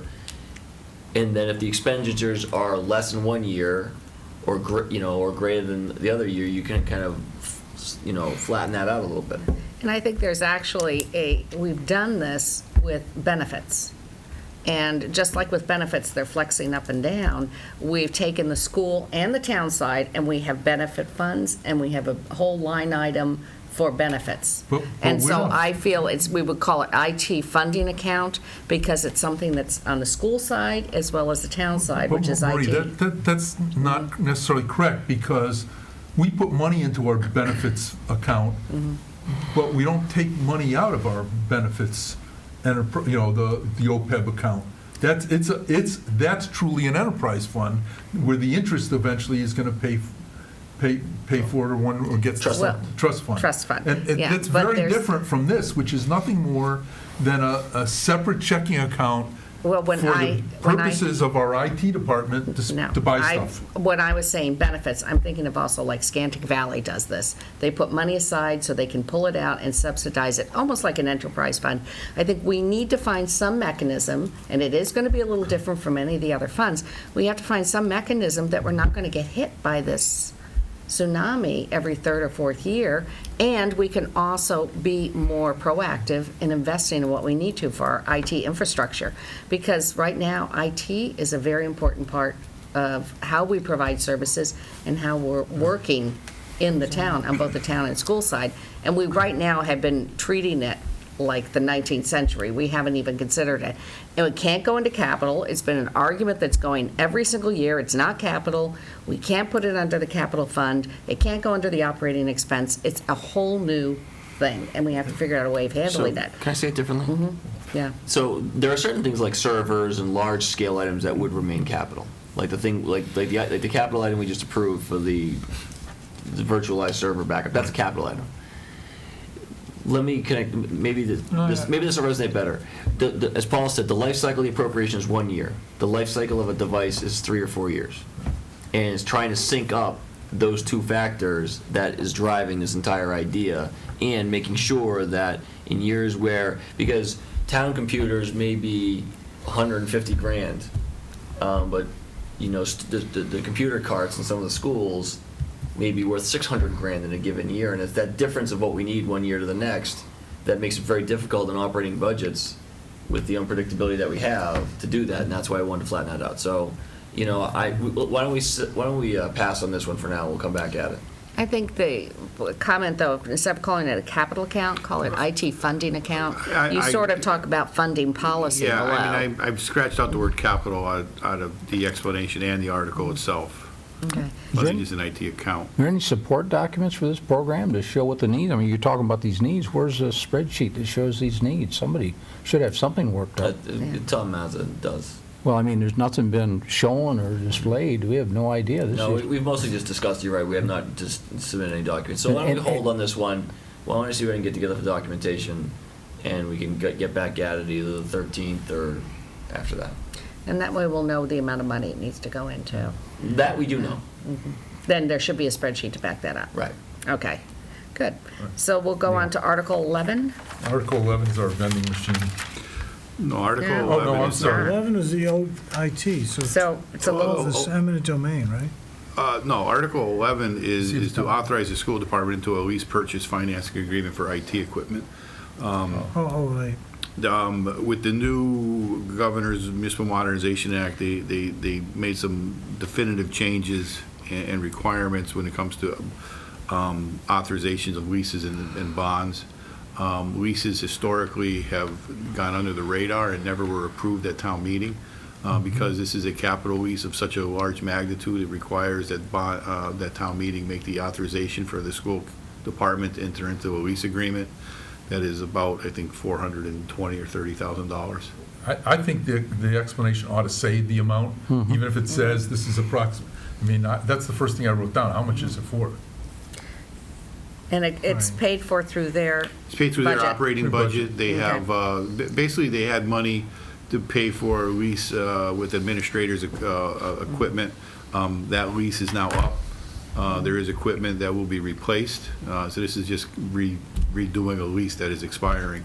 We're looking at some residual value of that equipment that is coming off the lease, and we'll dispose of that properly. But there's at least one estimate of nearly $80,000 that we're hoping to get off of that excess equipment that's coming off. And this excess equipment, what's this, their servers? No. Well, I said equipment, maybe it's the wrong terminology. We're talking in the administrators' laptops. and Devices. Devices. And they're on lease? Yes. Don't even ask why. Okay. Is there a motion to approve Article 11? I'll move we approve Article 11. Is there a But I'd second? like to have the amount put in. Yeah. Sure. Is there a second? I'll second it. Any further discussion? All those in favor? Okay, now we don't have the wording on the eminent domain, so should we pass that? We'll pass the next two. Okay, Article 13. So that's the next one. So go right to Article 14. Go to right at Article 14. It's Chapter Okay. 90. Yeah, Article 14 is accept state Chapter 90 money, and I think, Paul, we usually get that number in time to read it at town meeting or something Right. like that. It normally comes in. I don't know if did you receive 400 anything from the state? or we It can usually put comes in 400 March sometime. $490,000 in there. Yeah. I move we accept Article 14 for Chapter 90. Is there a second? Second. Discussion? All those in favor? Okay, Article 15. Article 15 is the school revolving fund for allowing them to expend funds from vending machines. Is Something that has to go to town meeting on an annual basis. is there a motion? Yeah, I'll move we accept Article 15. Is there a second? Discussion? All those in favor? Okay, Article 16, we don't have the wording on that yet? No, that is. This is the final wording? Yep. Okay. This is the Dwight Road Improvement District, that we need to create the district. So the first one is the map. Mhm. The second one is the program. Basically, you're establishing a local DIF program. And then the third is the authorization to borrow the funds to do the improvements. Okay. Is there a motion to approve Article 16? So moved. Is there a second? Second. Discussion? All those in favor? Okay. Article 17, is there a motion? Okay, the town should create, this is the one to The- create the DIF The DIF program. program, and I'll move to accept that, Article 17. Is there a second? Second. Discussion? All those in favor? And 18. Is there a motion to approve 18, which is the sum of money? To see if the town will vote to raise and appropriate the sum of $2,500,000 for the purpose of public infrastructure improvements for sidewalks and traffic possession. Motion, we approve it. Is there a second? Discussion? I just want to make. Yeah, I have, Yeah. Stephen, I had actually exchanged an email with you that said we needed an explanation. I'd love to get that included in here, this about the guarantee that's, Yeah. the guaranteed minimum payment that we have in the, Oof, that's a lot of info for a thing. well, I don't know that we need it all, but essentially say that there's an agreement with the developer that we'll Agreements, that guarantees the right. coverage for the principal and interest payment or something like I mean, that. certainly at town meeting, I'll be able to get up and we'll have a fact sheet that we may even, I don't know if we're gonna hand it out, but I can put some FAQs up on the screen, but I agree, we can put a line or two in there. One line, agreements Yeah. underlie the project to guarantee. Yeah, so and one of the things I will add is this vote authorizes the borrowing of the funds to do the infrastructure improvements. However, the actual borrowing will not be done until the plans are design is complete and the project is ready to be bid, as kind of an acknowledgement that if things go off the rails, we don't have to go forward with the obligation. But this says raise and appropriate, it doesn't say borrow. And then It subsequently says borrow at the end. Oh, it's it gonna does. authorize Okay, the I see treasurer it. to borrow some of money, because then the select board will be able to vote on this again. So it has to say by 2/3, doesn't it? That's 2/3 vote. Yeah. Yeah, because it doesn't say underneath the article, 2/3 vote required in case of It borrowing. doesn't say. I actually think we should put in the word up to 2.5 million. Okay, Yeah. We don't, that way it'll put the ceiling on it. And I think that's what the, again, in conversation with Mr. Crowley, and I think that was the ceiling that they wanted. Yeah, the ceiling that they want, yeah. So And insert then- the word up to 2.5 million. you'll add the 2/3 requirement. Okay, any other discussion? All those in favor? Okay, moving on to Article 19. Marie, since Article 19 through, what is it, 29 are all community preservation articles, I'd like to just take them as a group and move that we adopt Articles 19 through 29, in community preservation to include in the warrant. Is there a second? Second. Discussion? All those in favor? Okay, Article 30, this is the design money. So, wait, time out. Okay.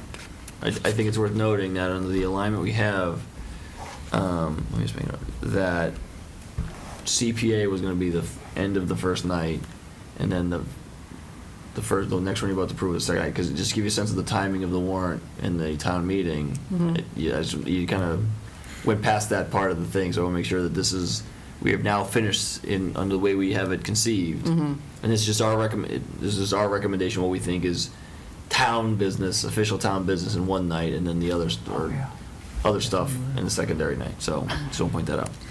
Okay, so what article are we on to? Is 30. 30. 30 is the design money for the Greenwood Park. Is there a motion No. to approve the 30. 250,000 for the next stage? 250,000 To the next stage, the adult center, yeah. I'll forward that motion, put it before the town. Is there a second? Discussion? Yeah. How did we come up with that amount of money? Well, that was a recommendation by the Adult Center Building Committee, as I seem to recall, that they felt like that was the amount of money they needed to move I forward. think they had talked it over with the They had an architect on their board. and also Dietz. Yeah, I That they- think so. Maybe. I- That was I the think number- it That was- was the number that they had originally asked for when they presented the project. So, and And that's I guess what the we question got is, with the where's that money DPW? coming from? And because it Available says funds in from, the treasury, it's free cash. do we have that in free cash? We do if we, again, we're still off that $15,000, that if we reduce that IT one to 85, we're all set. So this would come This would come out of current year's free cash. once it's certified? Current years, what we currently have Oh, what available, we that was currently have, certified oh, last okay. July, yes.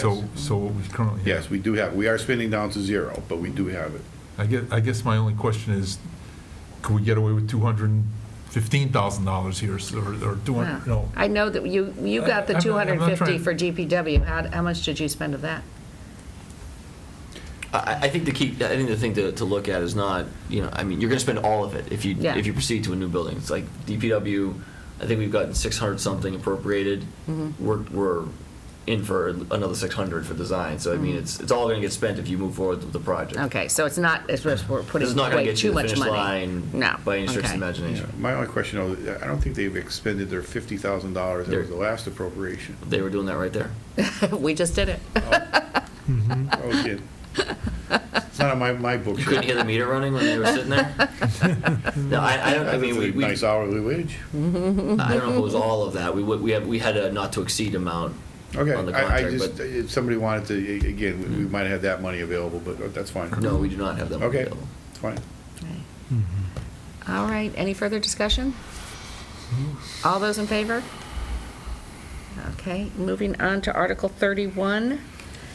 You want to explain that one, Article Paul? 31 is mitigation money that, again, going through the free cash certification process last October, and then looking at our balance sheets and everything, we have the $755,000 remaining in a special revenue account. It was their directive that that money be moved at town meeting, especially set up as a special revenue fund, or they were going to close that out and it would become part of next year's free cash. So I think we wanted to keep it obligated for the purposes that it came in, and that is again for the Converse Street corridor. I'll And move we this would approve do the that. Article 31 for inclusion in the warrant. Any discussion? All right, all those in favor? All right, right, moving on to Article 32. Building. Article 32, we don't have the wording on that? Should we, Stormwater, utility. Well, you had the proposed bylaw. oh, that big, long one we had before that you showed us? Okay. But and we're approving the articles, I think we need the wording, don't we? Yeah. I don't know. Why would So you? is this the bylaw that actually needs to be approved? It's the bylaw we saw before. It's the draft bylaw that, again, it's not finalized, so that might take more discussion Wednesday. All right. Yeah, maybe that would be a good item to kind of nail down, spend some time on Wednesday to kind of go through the bylaw and Okay. nail that down. That's a good idea. All right, Article 33. Again, Article 33 is a reacceptance of that OPEB trust fund to make it a true trust fund according to the Municipal Modernization Act. It would require us to actually do trust documents, but it would basically say that the way that it's viewed right now, it's just a reserve fund that can be used for any municipal purpose if it's voted on at town meeting. With the acceptance of this law and getting the appropriate documentation in place, it would have to be used for retiree and their dependents' other post-employment benefits. So it locks in what we originally intended it for with this new acceptance. All right, is there a motion to approve Article 33? Yeah, so moved. Is there a second? A second. All right, any further discussion? Yeah, I do. Well, are we compelled to accept this? No. I say that only because stuff happens, and although it's always been our intent that the OPEB trust fund be used, or the OPEB fund be used only for OPEB, you know, when you look at the town finances with only a couple, $2.5 million in a stabilization fund, to never, ever be able to get to this no matter what might be problematic down the road someday. And yes, it takes some discipline for the town not to invade this, and we have not done that, but to say thou shalt never do it might be problematic. I mean, I'm just looking to say, you know, if we don't have to, why would we create this lockbox, to quote somebody? Actually, I'm excited about this being on here, because one of the things that I've been hearing about is other parts of the state, they've actually, unions have started negotiating, as long as there was a true trust fund there, they're willing to commit funds or part of things, they're willing to be part of it. But when it's just on the general side and it's not a true trust fund, I was talking to attorneys from other parts of the state, and they said just they're not going to talk about it. But once you make that a true trust fund, then you might actually get more buy-in from various groups in town. And so I think it's I'm just trying to buy into. buy-in that do they will what? actually negotiate parts of salary, parts of settlements with unions, that there's more money put into the OPEB fund to protect their retirement funds in the future. I think we need to take that commitment, and I think if we don't, I would say Moody would also look a little more askance at where this really is and what we're meaning for. What do you think about it, Paul? Again, I think it truly locks in what had been originally intended.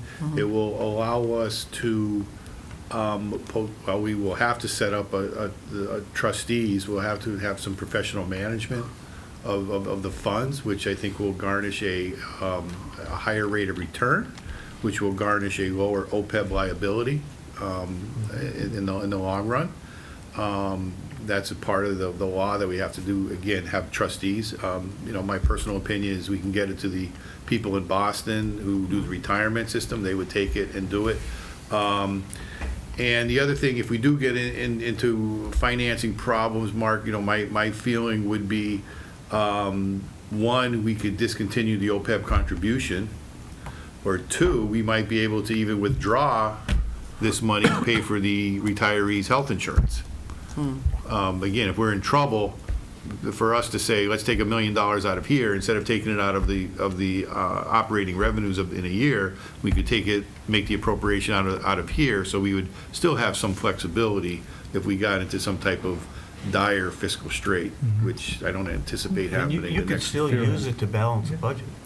I mean, the United States does. Yeah, I mean, They're locked boxes. But they don't have, there isn't a trust fund like this. we would only be able to use it up to the amount that we're spending on retiree benefits. Right. Like, we have $1.5 million right now, but our retiree benefit $4 line million. item might be 1.2.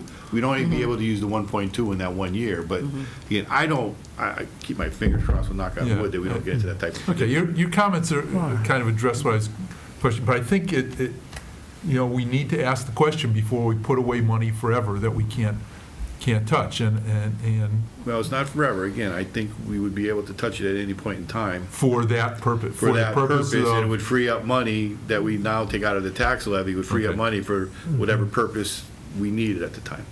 Now, are we ever able to take loans from that? Like say we needed $500,000? We have not touched it. The money has gone one way, and that's into the account up to now.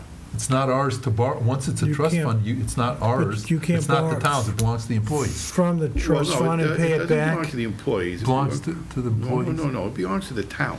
Belongs to the Okay. town for the For commitments. for the benefit of the employees. Yeah. Well, No, it belongs to the insurance companies if we're going to really go there. No, when a person gets in retirement, that person still has a retirement contribution coming out of their pension check. This is the town's contribution. Right. So it's our money that we're utilizing for future, Okay. so it's not the employees or the retirees, it's the towns, for our obligations that we've committed to. All right. Any further discussion? Yeah, I may vote against this just because I haven't had enough time to really ask questions and get into this one. Do you want to wait on this one? No, then? I think the board's ready to push on. I'm just not as comfortable as I need to be on the article. I'm not talking against it, I'm just saying I just don't. Okay? Excuse me. Well, Do you want do you want to check to, with the puppy? No, check. Go ahead and vote it. I was just kind of explaining my desire on this one. I just haven't had time to delve into the want trust. to And well, why don't we just take some time and we'll put it on for Monday? go ahead and vote the article, please. It doesn't hurt Oh, if one person votes against this Well, I'm article. not sure if it's only going to be one It's not going to be person. just one person. Okay, well, it's still 3-2. Go ahead and call I'm the not sure vote. if it's 3-2. Well, if it isn't, then we'll bring it back.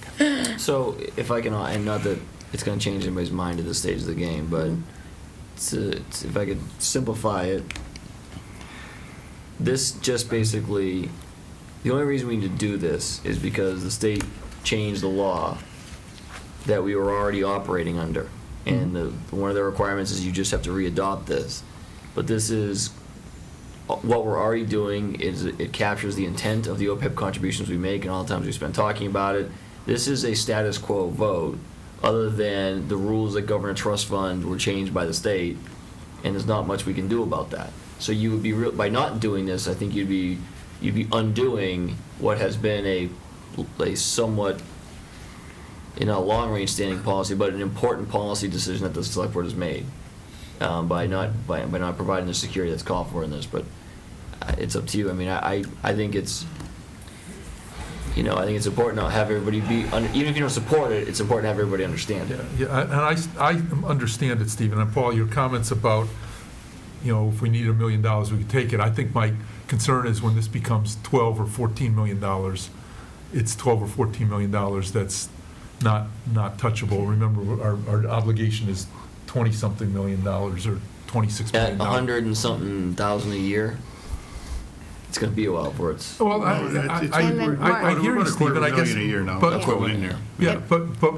but again, there is and I'm not sure it's the right word, but there's a cost of adopting this, as Paul indicated, of establishing trustees and having active management of this fund and everything that comes with a trust fund. Right. As opposed to the discipline that we have created, and we have not touched this fund, and I have, and see no reason to do that, but having lived through a pretty tough October storm, you never say never. Not to mention the fact that, by creating a trust fund, I also have in the back of my mind what happened to me as a private employee retiree. When the trust fund had excess money on it, it was squandered. And because it had to be. It had to be squandered. And by that I mean it was used to give people early retirement, whatever it was used for or things like that, and I don't know what we're able to do, but as opposed to saying, at some point, the stock market took off, whatever, and we take another look at this, and we can return some of this money back to the town, or whatever it is.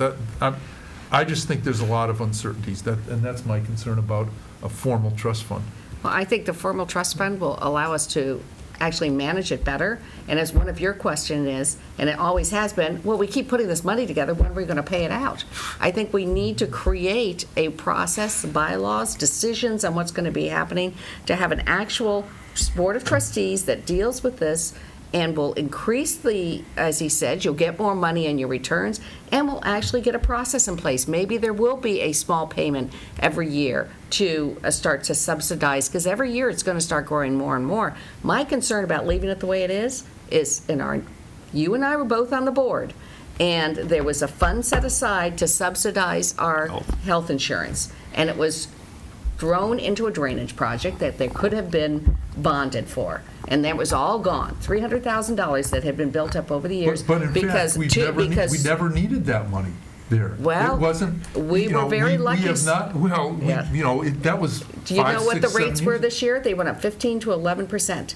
The rates were going up. And in the past, we have been able to use that fund to bring it down even more. If we still had that fund, we could have gone in, not 5.5%, we could have brought it down to 4.5% or 3%. And there will come time in the future where Scantic Valley won't. So, but we do this with OPEB, and we leave it open. This group might be responsible for the next select board in 3 or 4 years, might decide, forget that, this is stupid. Let's just wait for the state to solve the problem, and they'll spend the money. I think the FY17 budget process, Mark, is a prime example. If we had that money, we probably would have used it, because, again, I'm referring to the amount that we had set aside for the employee benefits, because you may recall, we did not fund fully capital, we did not fund OPEB, because we had a large increase in our health insurance last year, about 9%. It would have been the prime time to use it last year to get everything else fully funded. The other thing, if I could just, and not to belabor the point, but we asked the auditor specifically about this. And the auditor said, it is important to make these contributions. It does help improve the town's financial profile. We are ahead of the curve compared to most communities, which will help us even more on a comparative basis when it comes down to bond rating. And this gives an even greater level of security to that effort, that I do think sooner or later, as more and more communities adopt this, underwriters doing Massachusetts towns are going to say, well, these towns have adopted this provision, and so they're really committed to this long-term financial security thing. These towns haven't, and maybe it goes as kind of a check mark in the negatives column. Right.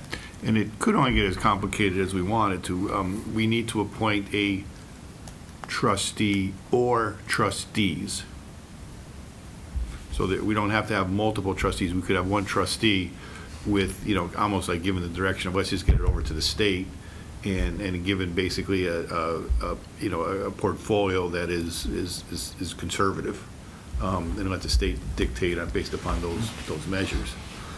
If we could have a committee of 7 doing the investments, and that would probably That'd be where it gets nuts. complicated. Go find some people who can, Oh, I'm sure there's 7 investment people who love to do it for us, right? who would love to do it for us, but well, enough said. That's not $200,000. All right, I don't think any other questions or discussion? We have a motion on the floor, We have a motion on the floor. okay? All those in favor? All those opposed? Okay, For reasons stated. all right. So moving on to Article 34. We don't have that yet in final form. That's a paratransit intermunicipal. Yeah, we- paratransit. But And are we actually- going to? No, in fact, I think we learned at the public forum that they had last week. Yeah, I would take this out of this. At best, we may have to have a special town meeting in the town meeting like we did Okay. last time for this one article. Because the PVTA board's not going to approve this till, I think, end of March. Mm-hmm. And so we'd have enough time to call the special town meeting within the town meeting, like we did for the Converse Street thing last year, which turned out to be a bust anyway. But I would, it's kind of it's a pretty small thing, so I'd recommend taking this off. And if we get it in time for PVTA, I would recommend doing a special town meeting. okay. And you'll tell the moderator about that one? Correct. Okay, Article 35. Okay, the town will accept the Mass General Law, Chapter 60. This is the veterans This is- checkoff on the excise tax bills. They're voluntary contributions. Oh, the voluntary account, okay, so I move that we accept Article 35. Is there a second? Second. Further discussion? All those in favor? Okay, and this is the, Article 36 is the correction. Article 36 is a correction from the one that we had last year. I think, I mean, technically you guys already voted this, but yeah. Yeah. Is there a motion on the floor? I'll move we approve Article 36. Is there a second? Second. Discussion? All those in favor? Okay, and this is the one that the town moderator requested, so the people don't have to stand up? Yep. Is that it? Right, yeah. Okay, is there Okay. a motion to approve Article 37? I'll move we accept that. Is there a second? Okay, all those in favor? Yep. All right, What, are we going to get an explanation for this? Just in terms of, I Yeah. guess it's, Abandonment. has to do with handicap accessibility or accommodations. okay, Article 38, in regards to the disposition of abandoned funds by the town. This was requested by you, Paul, right? Requested by me, it was a finding of the last audit that we don't have a formal procedure in place dealing with mainly with outstanding checks. Right now, we have them in what's known as a tailings account. This would give us a process to go through, advertise, let the people know through website advertisement, through publications and local newspapers that there's certain monies available that were, or certain checks written to certain people that have been unclaimed. Should they remain unclaimed after going through this process, the town would close out those tailings account and the money would end up in the town's general fund.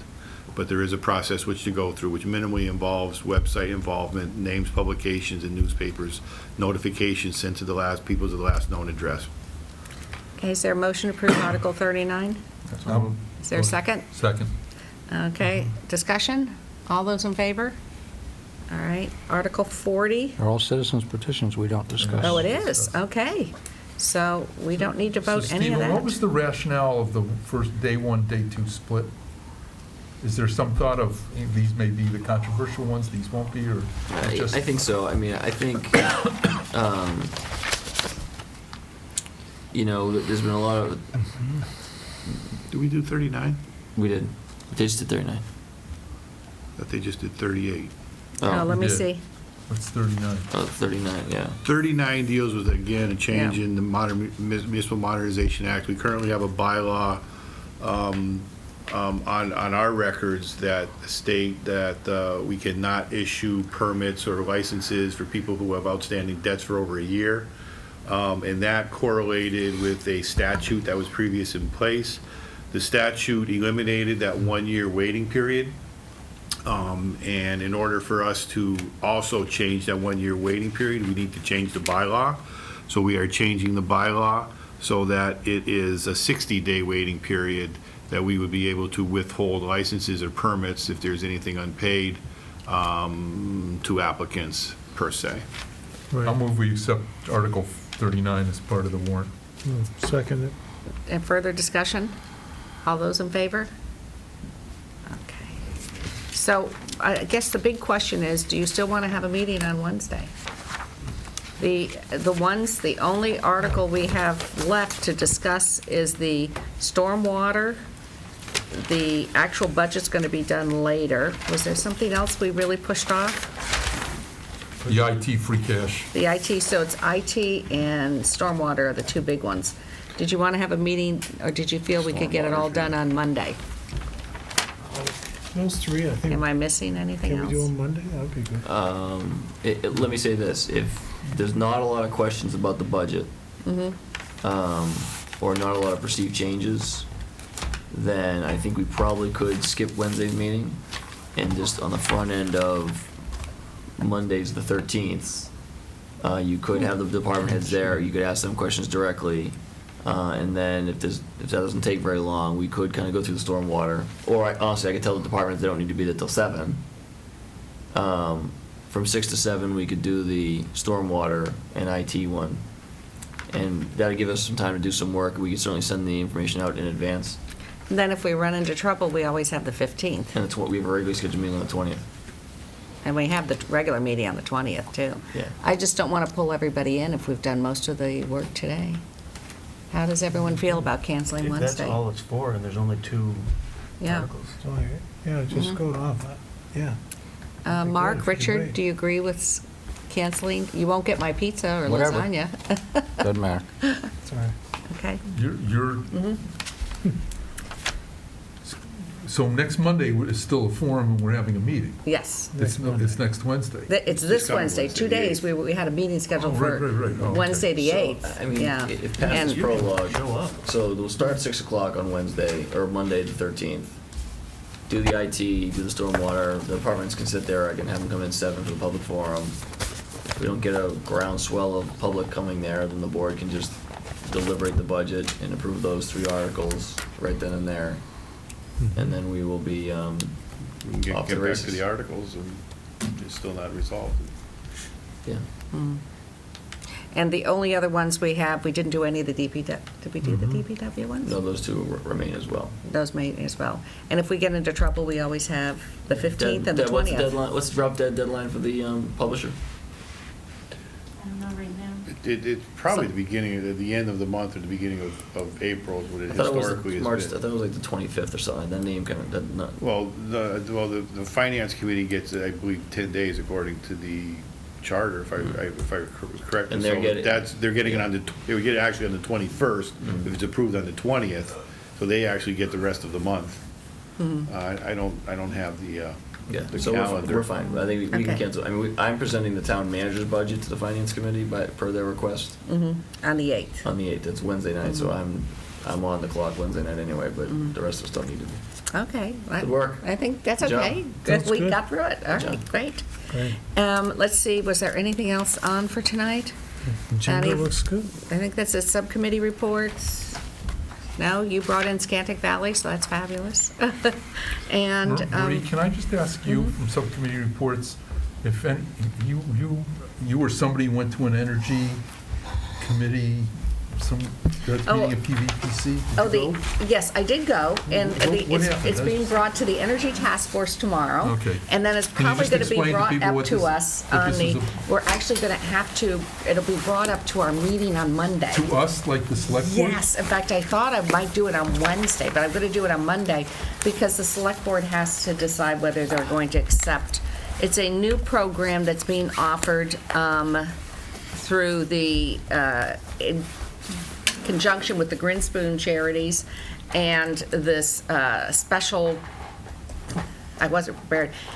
It's this company, and this company has used artificial intelligence and mapping to figure out what buildings have the greatest energy loss. So what they do is they just drive around town, and from the street, they are able to map the whole town, and then they are able to give free of charge to people a scan of their houses to say, all right, according to this, your greatest leakage is out of this corner, out of this window. And then we're trying to put together programs where we can subsidize, that their work can be subsidized. So if they decide that there's, this window over here is causing a tremendous draft they don't know about, and then we'll try to get a list of various vendors and everyone else Is that this can part of provide Mass it. Save at all? It's like Mass Save, but it's like Mass Save on steroids. Right, yeah, I know. Because Mass Save, the majority of the money on Mass Save is really spent on the auditor's time. And And it now- comes from your utility bill. Yes. And so this Added is on, they said really. It's already paid for. They already paid This, for it. right, the auditor is free now to the town. So this is a pilot project, and one of the things we're talking about, and we don't have a commitment yet, is that if we're going to provide the Long Meadow as a pilot project, will they do that for some of our buildings? So can we also get the audit scan of the police department, Blueberry Hill, or something else? And then we will have a better idea of where we can best invest our money. So we're going to present it to the Energy Task Force, and I think, Stephen, you've got to come back to us from what you're going to do, what you approve, or recommend, our recommendations, your opinion on the recommendations. The problem with all of this is they're starting, the scanning can only be done during cold weather. So they've started it this week. And so we just heard about it. So if the task force goes ahead with the recommendation and brings it to this board will have to probably make the recommendation as soon as possible, which would be Monday the 13th, and have that on the agenda. So this is just a teaser. You'll get the full program after we really work it out, and then you'll get your materials for Monday. So that is one more thing we'll have to have on the agenda for Monday if we're going to get this to go forward. But other than that, we'll do would you be able to have the Energy Task Force recommendations for Monday too, Stephen? We'll talk agenda items tomorrow and figure out What what about the we're going to do. recommendations? That's kind of changing the timeline a little bit, and Yeah. yeah, that's not fair. Well, since I'm moving things along so quickly, we'll see. I'll talk to you on agenda tomorrow. Is there a motion to adjourn? Motion to adjourn. Is there a second? Second. Discussion? All those in favor? All right, great. Thank you very much for joining us. And we're not having a meeting on Wednesday, but the public forum is Monday at 7 o'clock in this room. Correct, Stephen? 7 o'clock. Yes. Okay. Thank you for joining us. Thank you.